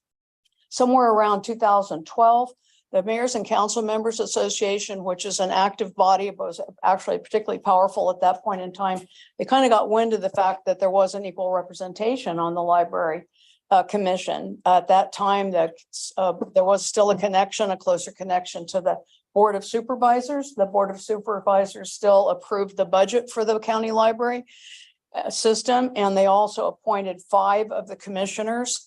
And then the city of Santa Rosa had an extra appointment, and the city of Petaluma had an extra appointment. Well, what happened to everybody else? Nobody else had a representative on this body. So Mike McGuire, who was on the Board of Supervisors at that time, led a commission or a committee, and they revised the joint powers agreement. And in August of 2014, this joint powers agreement went into effect. And what happened with that was all of the bodies that were members of the joint powers agreement, this new revised agreement, all of them got a commissioner to appoint. So there's a dual role here that I don't believe everybody else maybe agrees with me even on this, but we are not 11 names pulled out of a hat of qualified people. We are individually appointed by the individual members of the Joint Powers Authority. And as such, we have a dual responsibility. We represent the jurisdiction that appointed us. And we also, of course, are doing the best as a governing body for the entire Sonoma County Library system. So I think back to one of Melissa's comments about communication. I'm not always sure about communication. I just brought up this at our break. The infrastructure grant, where do I fit into that? I'm the commissioner appointed by the city, representing the city on the commission. This infrastructure grant, I tried to get in that meeting to find out about it. And both the city and the library said, no, you don't really belong in that meeting. And so the result is the infrastructure grant goes through, which is wonderful news. I'm not saying it's not, but I am not participating in that in either way. I think one of the weird things about being a not elected official, let me just say there are other joint powers agreements, even in our county and then all over the state. One of them is Sonoma Clean Power. Who sits on that body? They're elected officials. There's something they don't understand, or they need, staff work behind the water. They go back to the elected body that appointed them. There's staff there, there's legal counsel, there's other people to talk to. We are just basically independent operators. We have no office, we have our home, we have some amount of technology from the library. We have, kind of an old phone, and then we have these laptops. But just in terms of communication, I would say everyone tries, but it's not always, perfect. I just think that it's a very unusual situation. And when we look at the JPA review, I think we really ought to look at that, whether individual representatives, not elected officials, should be the ones to serve in this committee. I'm not certain they're not, but I think there are issues, and I don't think we talk about that enough and what it means. Again, historically, the relationship was the different individual jurisdictions provided the buildings. These were city buildings, and in the case of the county, Guerneville Library was a county building. The jurisdictions owned these buildings. They were responsible for maintaining them in a general sense. And one of the provisions of the new joint powers agreement was to clarify through leases that were standard. So everybody was treated fairly. So if one jurisdiction had to pay for all their windows, then the other jurisdiction had to pay for all the windows. That was the point. And we have not been able to collectively accomplish this and have leases that are very equivalent and consistent. We have not been able to accomplish this as a joint staff commission responsibility. Many attempts have been tried. The joint powers all signed the agreement that they would have leases, and it hasn't happened. So it's again back to the consistency of treatment of all of the jurisdictions.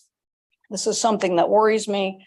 and I lose sleep over it. It isn't that I don't trust staff work on it, it's just, I'm not sure that we're always involved to the level and have the knowledge that, you know, that I'd like to have about things. I want to second something Paul said about the need for committees. And I think that's really important to have committees because it allows us as commissioners to work closely with staff, to be more involved on a deeper level about what's going on. I know as soon as I got on the commission, 2014, Tim May was the chair, said, Barbara, would you please be on the finance committee? And I go, oh, okay. I mean, it was that kind of thing that happened. And I am still on the finance committee. I have learned so much. I believe I've contributed quite a bit. Also in terms of insisting on policy for Measure Y policy for how we spend the money. And Myrna has been wonderful in providing that at long last and other things like that. But it's allowed me by being on a committee to have this much closer relationship to the commission. And I believe, again, for COVID reasons and all kinds of other reasons, we've really let the committee work. It's either wound up and finished what it needed to do, or we just haven't looked at it again. Where can we fit in here more closely and work with the staff?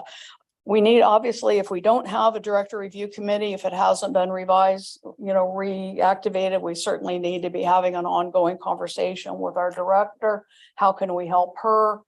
You know, how's she doing about stuff? As far as I know, that isn't happening. That needs to be happening.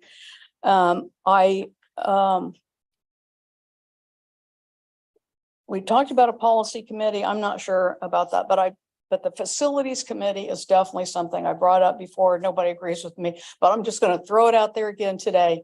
We're spending a whole lot of money, millions and millions of dollars on these projects. We want all of our libraries to look great and be up to date. I think there's a place in here for a commission oversight. It is a lot of money and it's a place I believe that we should have an oversight role. We never have, and I believe that we should have one. Measure Y renewal. Let me just touch on the fact that we do want all jurisdictions, all cities and the county to fully support the effort to renew our tax measure. And so again, back to the point, let's make sure all jurisdictions are, you know, treated, you know, equitably. I want to say that it's an honor to serve on the Library Commission. And one of the things that I think we don't do well enough is highlight the Library Commission. We have a lot of responsibility. We have a $40 million budget. Our budget's larger than a lot of the jurisdictions that we represent. It's a very huge responsibility. We're responsible for policy, broad policy. We're not advisory. We're responsible. I'm not sure that the appointing bodies always necessarily understand the level of the responsibility that we have. And it is an honor to serve, but I think we're a little bit under the radar. Let me make an example. When the Roseland Library, when there was a ribbon cutting and all of us kind of drove in from around the county, there was no picture of the library commissioners there who should definitely have been part of the ribbon cutting and part of the ceremonies. We're just kind of like background figures. We need to remember the commission, whoever's sitting on the commission. It's an important and powerful body. We need to wear name tags when we go places, when we go to Rotary or Chamber of Commerce or whatever, because we're always representing the library and we're proud of that ability to represent the library. We need to attend events whenever we can, not just library events, but library events throughout the county, to the different county. It's always interesting to go to somebody else's library, see what they're doing. And also, I not out of time. I'm watching my time. Events throughout the community where we identify as library commissioners. And let me just add, when it's an internal library event, I would really like our staff to say, in the same way that a city council member would be called out at event, I'd call out the commissioner. We're happy to have our commissioner, Paul Heavenridge with us today. That highlights the commission. It may attract people to, I'd like to be on the library commission. So I want to elevate the role of this body and the identification of this body and the responsibility to serve on it. So again, I want to build recognition and interest not only in the library, but interest in serving on the commission because we need to bring on people to follow us. And last but not least, I would say to drop in occasionally at your city council meeting. We do have a responsibility to make an annual report, but you can drop into your city council meeting, make a public comment going, hey, you should know that, you know, blah, blah, blah, this is new.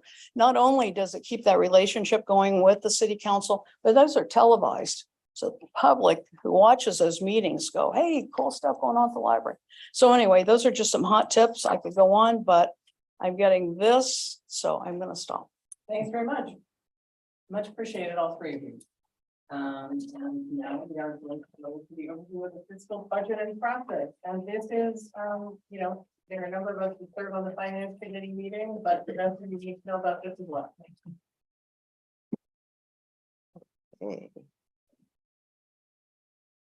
Good morning, commissioners. There is limited time, so I will go through this as quickly as I can, but we do have time for questions at the end. I will touch on a high-level overview designed as review for the more tenured commissioners and a general overview of the fiscal year cycle for the newer commissioners. As discussed, the Joint Powers Agreement is our library's governing document, and the JPA outlines financial processes for the library. Items include adopting an annual budget by July 1, holding an annual budget workshop before the budget is adopted. And these are items discussed under these listed sections of the JPA. The Sonoma County Treasurer is the library treasurer, and we are to conduct an annual audit at the closing of the fiscal year. With those requirements and other policies adopted by the commission in mind, the commission and library staff manage fiscal activities for 3 fiscal years simultaneously. A fiscal year is July 1 to June 30th. And here you see the 12 months of the fiscal year, starting with the current fiscal year 23-24. It starts on July 1, 2023 through June 30th, 2024.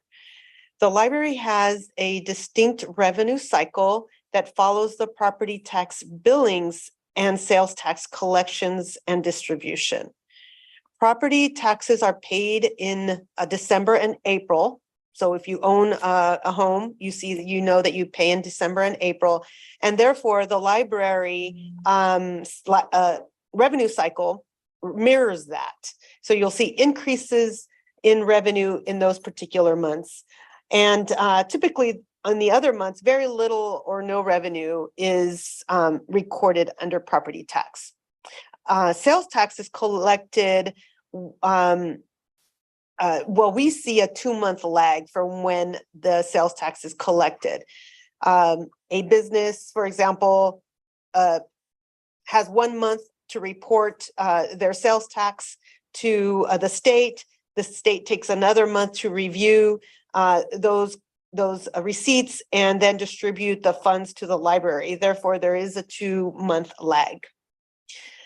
So for example, the July sales tax are received in September. So we, in the finance committee, will see that, or in the commission at the next meeting. And another highlight is that in 2002, the commission adopted the major revenue allocation policy for the purposes of clarifying a process for allocating our expenditures to our property tax and our sales tax, which are the major revenue sources. Property tax is about 60% of our revenue tax, and sales tax is about 40% of our tax revenue. Specifics are in the policy and in your budget documents. There are regular monthly and quarterly reports provided to the finance committee and to the commission. And staff is vigorously on a day-to-day tracking and reconciling our financial activities according to the generally accepted accounting principles.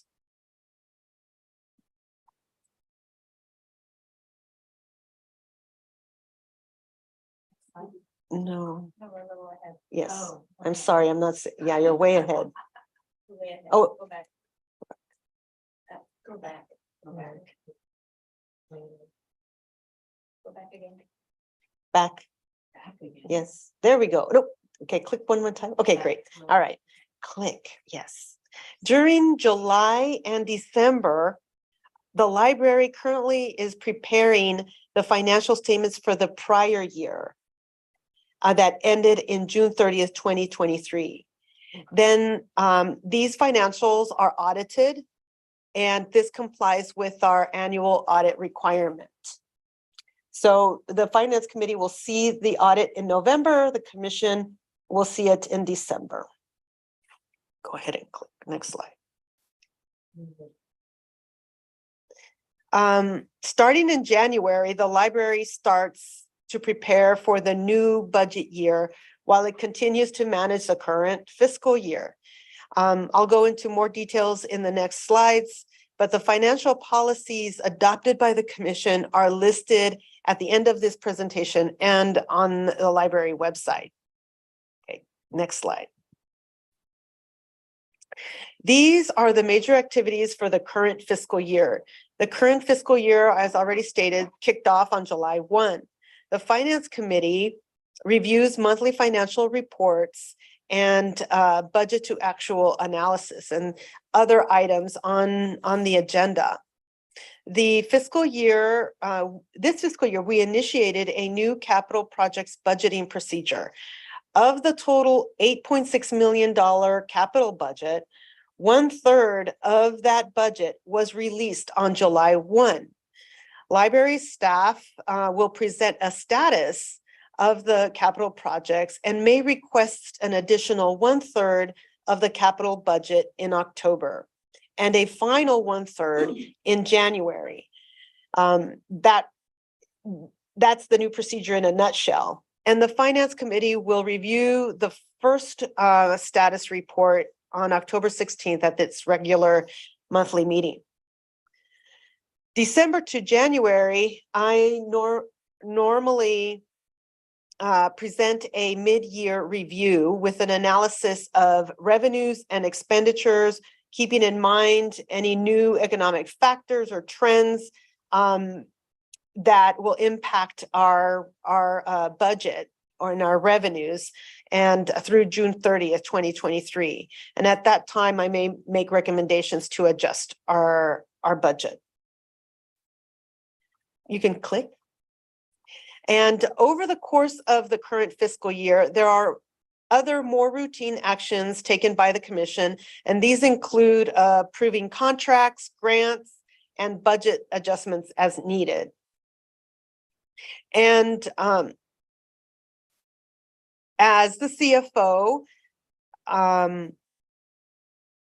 also meet on a quarterly basis with division managers to track their budgets. I also meet with the Measure Y Oversight Committee to present the same reports that are provided to the Finance Committee and Commission to report on sales tax revenues and expenditures. And the chair of the Commission also is a member of that committee. Now, click. Okay. Prior year activities include the preparation of the financial statements for the fiscal year ending June 30th, and prepare for the annual audit of those financial statements. An annual audit is important as it provides credibility to a set of financial statements and gives the commissioners, the JPA partners, the residents of Sonoma County, and other stakeholders confidence that the accounts are true and fair. Audits also can help to improve an organization's internal controls and systems. This process takes place from July to December when the Commission accepts the audit. The audit for fiscal year 23 will be presented to the Finance Committee in November and to the Commission in December. And also every other year, the library reviews long-term pension and OPEB liabilities for planning purposes. And this typically happens in February. You tell the newer commissioners what OPEB is. Other pension and employee benefits, these are normally the health benefits in addition to the pension. Other post-employment benefits. Thank you, Commissioner. Okay. Every year, the commission adopts the library's annual budget. The budget is more than revenues and expenditures. The adopted budget is the greatest policy document of this agency. It represents the values of the organization as shown by areas of where it invests its resources. Today is meant just as a mention of a strategic policy document and budget, and the discussion of these values and strategies happens during the budget process and the budget workshop and updates to the commission. The current fiscal year budget is $51.4 million. And the library uses the reimagining plan in formulating the new budget. Here are only 3 of those strategic priorities that resonate with me more closely. But division managers use the reimagining plan to guide their budget plan for programs and services. And these ideas are presented to the commission during the budget workshop. Okay, next slide. The greatest anticipated milestone is the budget workshop. Endless hours are invested in formulating the budget and developing the budget workshop. The budget process is kicked off in January and ends with lots of planning and ends when the commission adopts the budget in June. There's a little more detail in the following slides. The JPA, I'll let you know. Okay. The JPA requires that the library director and the chief financial officer prepare the budget and present it to the commission. In reality, it takes the entire management team to prepare this important document. We hold a annual budget workshop before the adoption, and the budget must be adopted before the beginning of the fiscal year. In addition, in the process of adopting the budget, the California law requires the library to comply with an appropriations limit called Prop 4 or a GAN limit. And we will not go into details of that today, but it is an important role in our budget planning. This is an annual requirement to track revenues. The CFO, I also present this proposed budget before it's adopted to the Measure Y committee oversight after the budget workshop. Okay, next slide. Okay, you could click, thank you. All the activities of the prior fiscal year and the current year really do play a role in the formulation of the new budget. You could click. Again, the budget process starts in January and includes the following. Click. Finalizing the strategic priorities for the new fiscal year. Click. Prepare budget instructions for division managers. Click. The CFO prepares revenue projections and incorporates local, state, federal, and local, state, and federal economic factors in that. Click. The CFO also prepares salary and benefit cost projections, working as best as possible with CalPERS, who provides our health benefits and manages our pensions. Also, the CFO reviews with the division, the prior year expenditures and any new budget requests and needs in detail. It's an iterative process. And we prepare the budget workshop agenda, and each division manager presents their budget. Click. And the previous slide, all of those things normally happen from January to March. And then in April, we hold the budget workshop. And we present to the Measure Y Oversight Committee.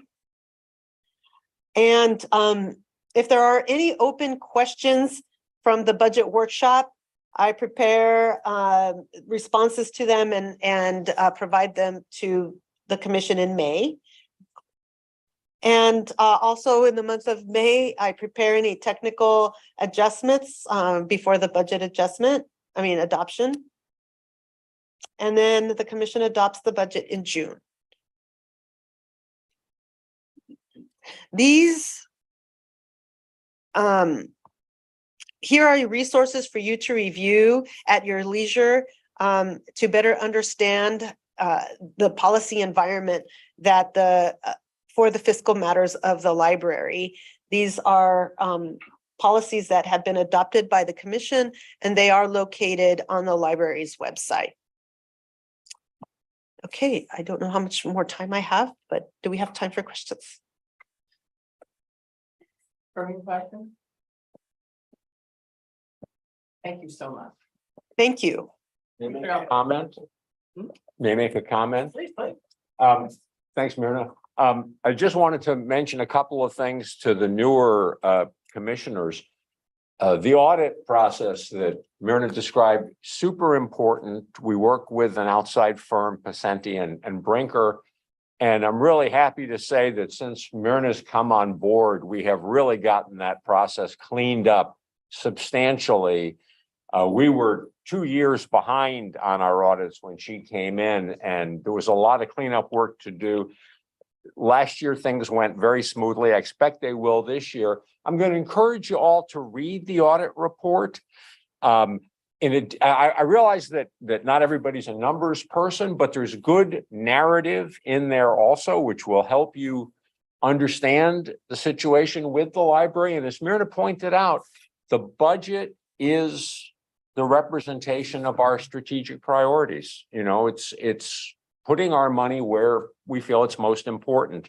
And similarly, over the last 2 years, the process that Erica and Myrna have developed with the help of Armando sitting in the back, working with the division managers to prepare the budget and to present each division separately has been a huge improvement. And again, links our budget commitments very closely to the strategic priorities. So even if you tend to be put off a little bit by the numbers, I hope you'll all take the time to get involved in this, because it's one of the most important roles that we have as commissioners. Thank you.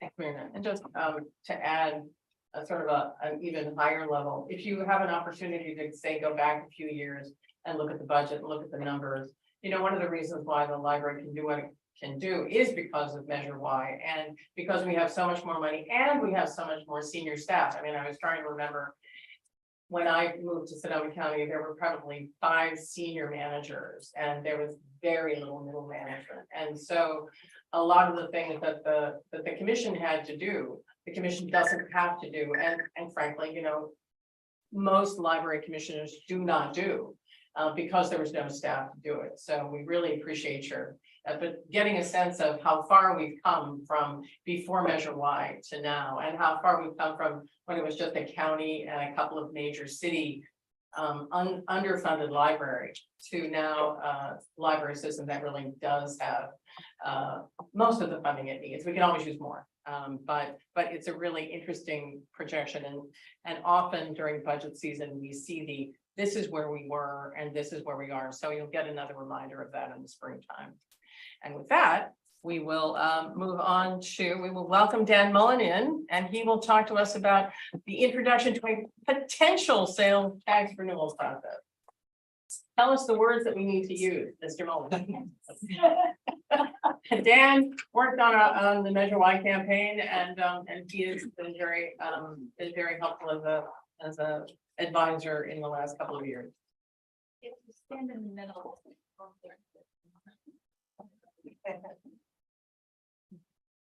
Thank you. So I'm told I should be using this for anybody who's joining us at home. So hopefully everybody can hear me. I do not have a PowerPoint per se. I do have some handouts. If anybody needs this electronically, I can share that after my presentation. As I said during the contract review a few days ago, we have a detailed timeline that I wanted to present today. Make sure that everybody's on the same page. It does follow the headers and headlines that we used the other day, which I'll wait for everybody to get theirs. Which starts with a phase one assessment.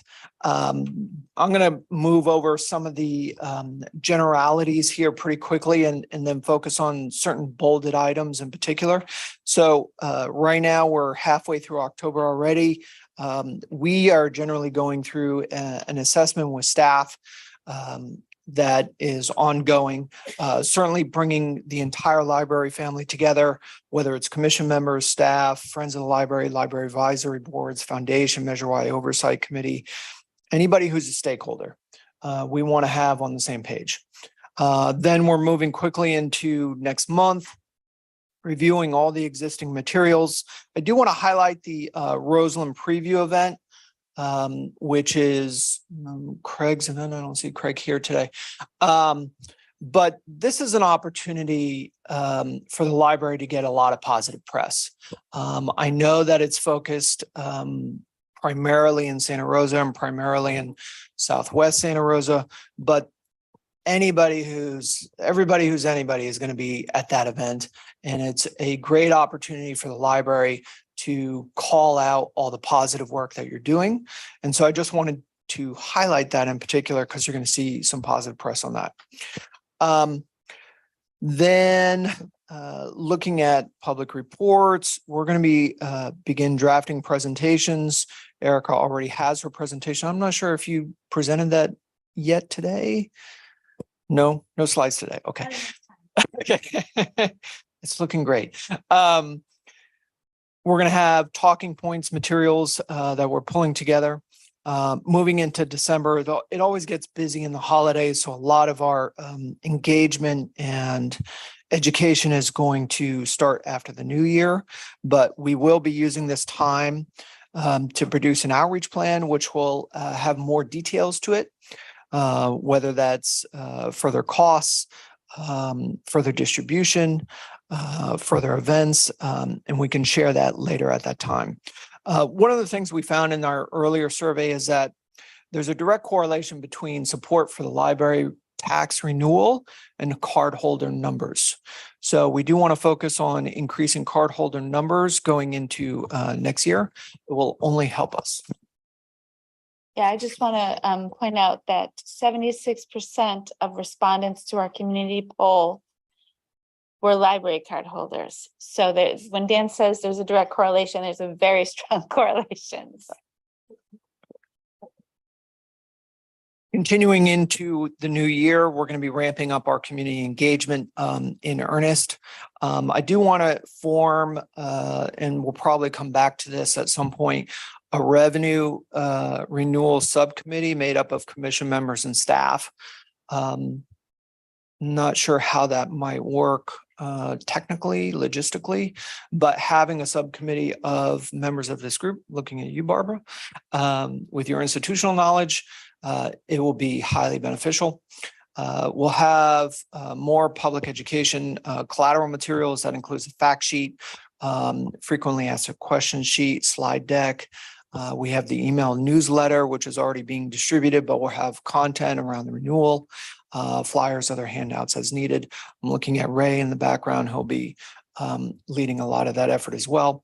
We're looking at December, possibly January. I have it in January here for an economic report relating the library's impact on our local economy directly to the public. And we'll be developing a strategic community calendar. This may be where I call them elected officials, but presentations to city councils, as Commissioner McKenzie said before, as well as civic business labor, environmental, other community groups. Erica's already doing some of this stuff. I think she was stomping grapes a couple weeks ago down in Sonoma Valley. So we are actively already in the community. Heading into next year, we want to be very strategic about it. February, we'll be taking those collateral materials that we have produced in January, distributing them out into branches, other locations. This is where the Speakers Bureau comes up. There's been a lot said about Speakers Bureau. We're looking at selecting staff and commissioners to make presentations to the public, possibly city councils and other locations. Looking at Myrna for the expenditure plan. We're looking at renewal and or possibly the absence of renewal, where that would begin next year. And we have to plan for both contingencies, passage or failure. The public has a right to know what's happening. In March, training commissioners, I'm looking at Armando as a possible trainer in the back there with SCL staff on do's and don'ts. I didn't make the legal, did legal present on do's and don'ts? Or we're still looking at? They probably will, yeah. Oh, hi, Jeff. But we didn't talk about that today. Okay, so you're on the clock. Then we'll have more earned media, looking again at Ray, community partnerships program. This is something that was done in 2015, 2016, where we're helping supporters inside the community, but outside of library family groups to act as ambassadors for the library. So this would be an extension of our existing family of supporters. My expectation is we have a Measure Y oversight committee report coming up in March. Do I have that timing correct? Usually they produce it December-ish. Is that the printed version comes out in March? It'll be. The final usually comes out around the end of the year. Oh, okay. So that may be, maybe we can move that up as well. Also in March, it's not explicitly called out here, but we all know that the primary election is happening in March. Usually it can take a few weeks for those results to go final, especially in some of the closer elections. There are other revenue measures coming up in March, specifically here for the firefighters' sales tax. And if it's close, we'll want to know if it's going forward or not. And it could be, we just don't know yet. In April, based on, or rather, once we have the March election results final, we'll be looking at doing a tracking survey. Similar process to before. We'll have results coming out in that probably late April. In May, I do encourage us to have a Sonoma County Library family meeting, which would include all of the library's constituent parts, the labs, the FOLs, the foundation, everybody, so that we can move forward together, assuming things are still looking good. There will be some community education through 2 mailers and ads in the Press Democrat, print and online, again, looking at Ray for leadership on the ads. And then moving into June, once we have all of these pieces completed, I'll be producing a report on the community engagement, working with Myrna and leadership on the final expenditure plans.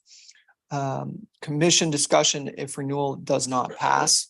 We probably need to have that discussion just in case. Then in July, it goes back to the people in this room. We'll follow Jeff's advice on legal counsel advice on the timeline in terms of what's required legally to put something on the ballot. Usually have readings, public comments, motions, etc. And then in August, this body will adopt or not adopt, including the final 75-word ballot description to put it on the ballot. And with that, I'll take questions.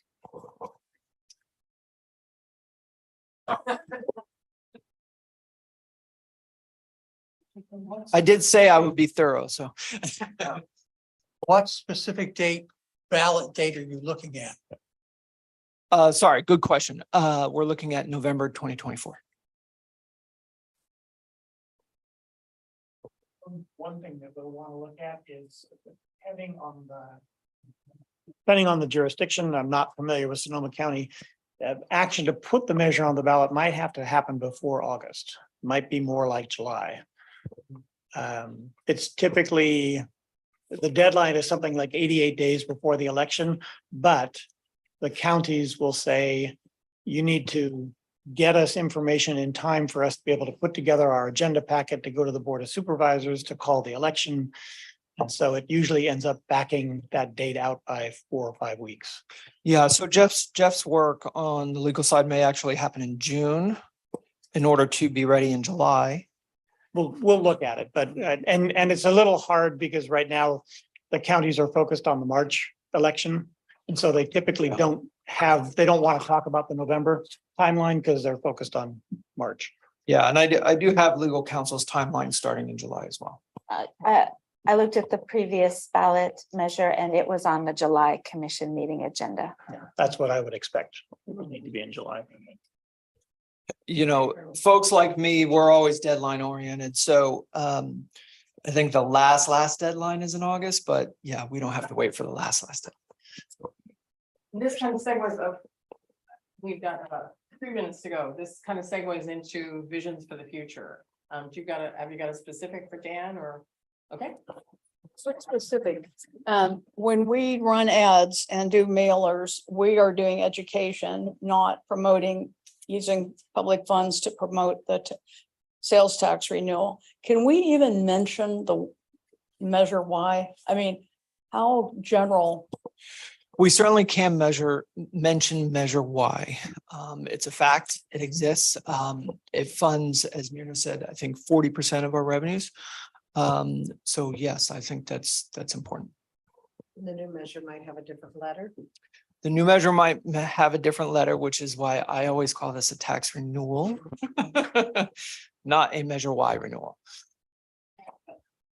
So the last item, and stick around because you're probably part of this. The last item on our agenda is five-year vision for the Sonoma County Library. And while we had hoped to have a little bit more time to talk about that, I think not to put you on the spot, Erica, but say it passes. What is your vision for, what's your five-year vision for, you want to get us or the 2 minute conversation that we have? Well, I mean, one of the big things for me would be expanding our mobile outreach, including, additional mobile library vehicles, whether that's a bibliobus or an actual bookmobile. One of the things we've discovered in our municipal advisory council meetings, which are those unincorporated areas, is that they really do want a bookmobile. And that's something, we're doing a lot of, but we need to increase our capacity to do that. Also looking at alternatives to physical locations, including those book lockers, library kiosks where people can check out materials from a vending machine. I think looking at, our staffing and, there may come a time where we have maxed out our staffing and we are not able to add new staff. So looking at where can we Because of the budget or because of spacing issues? Or both. Okay. As well as looking at our capital improvement plan. We will be producing that within the next couple of months, and that will provide our vision for the next, 5 to 10 years of our capital improvements. Looking at where we will be, trying to fund the building of new libraries as well as improving the existing locations. And then just internally, I have my own idea of what we need to do internally to make all this happen. And that is creating, some more infrastructure among the staff and the branches and library support center so that we're all working towards the same goal and we all know, what those goals are. So a lot more policies and procedures internally so that our staff is in alignment and we're all going in the same direction. Mm-hmm. And there also is something that we've been working on that I think the library was not able to in the past just because it was trying to actually get the services done. And that is the fundraising that the foundation is doing, the fundraising that Craig is helping do.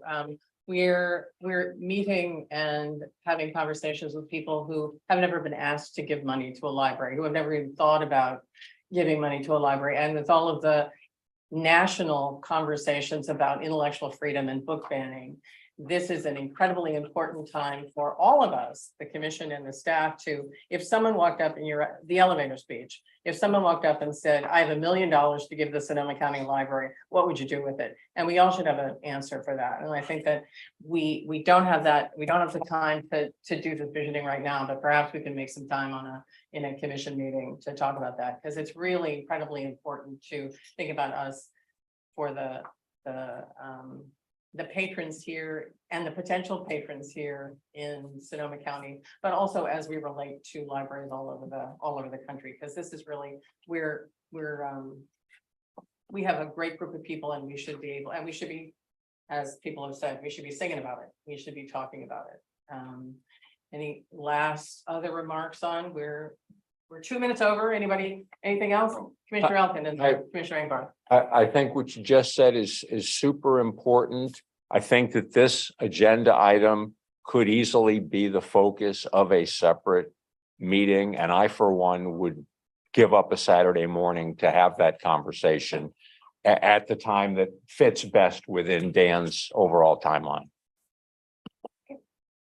Oh, super. All right. Well, I'm not sure that we can do that in this particular meeting, but we will take it to the commission and Commissioner Elkin. I'm just wondering whether we could get copies of the slides were presented. Are you? No, we don't have all. No. Oh, I wonder if we can get copies of the slides. We will give you copies of the slides. Yes, they will be in Yeah. part of because this is going to be a public. And then meeting, so- the other part of my question on this, and it's given the time that I know that you solicited questions from the members. And I'm wondering if we could get those questions put together and maybe have Jeff and you and Erica answer the written questions that you received. Yes, thank you. Some commissioners I asked for questions, and some commissioners brought them in. We tried to answer as many as we could, but obviously we have a short period today. So I don't see any other hands up. So with that, do I have a move to approve? Move to adjourn? I think you have to have a motion. I move to adjourn. We usually have a vote to adjourn. What? Okay. Whatever. All right. Any opposed? Who wants to go on the tour? Yeah. Thank you, everybody.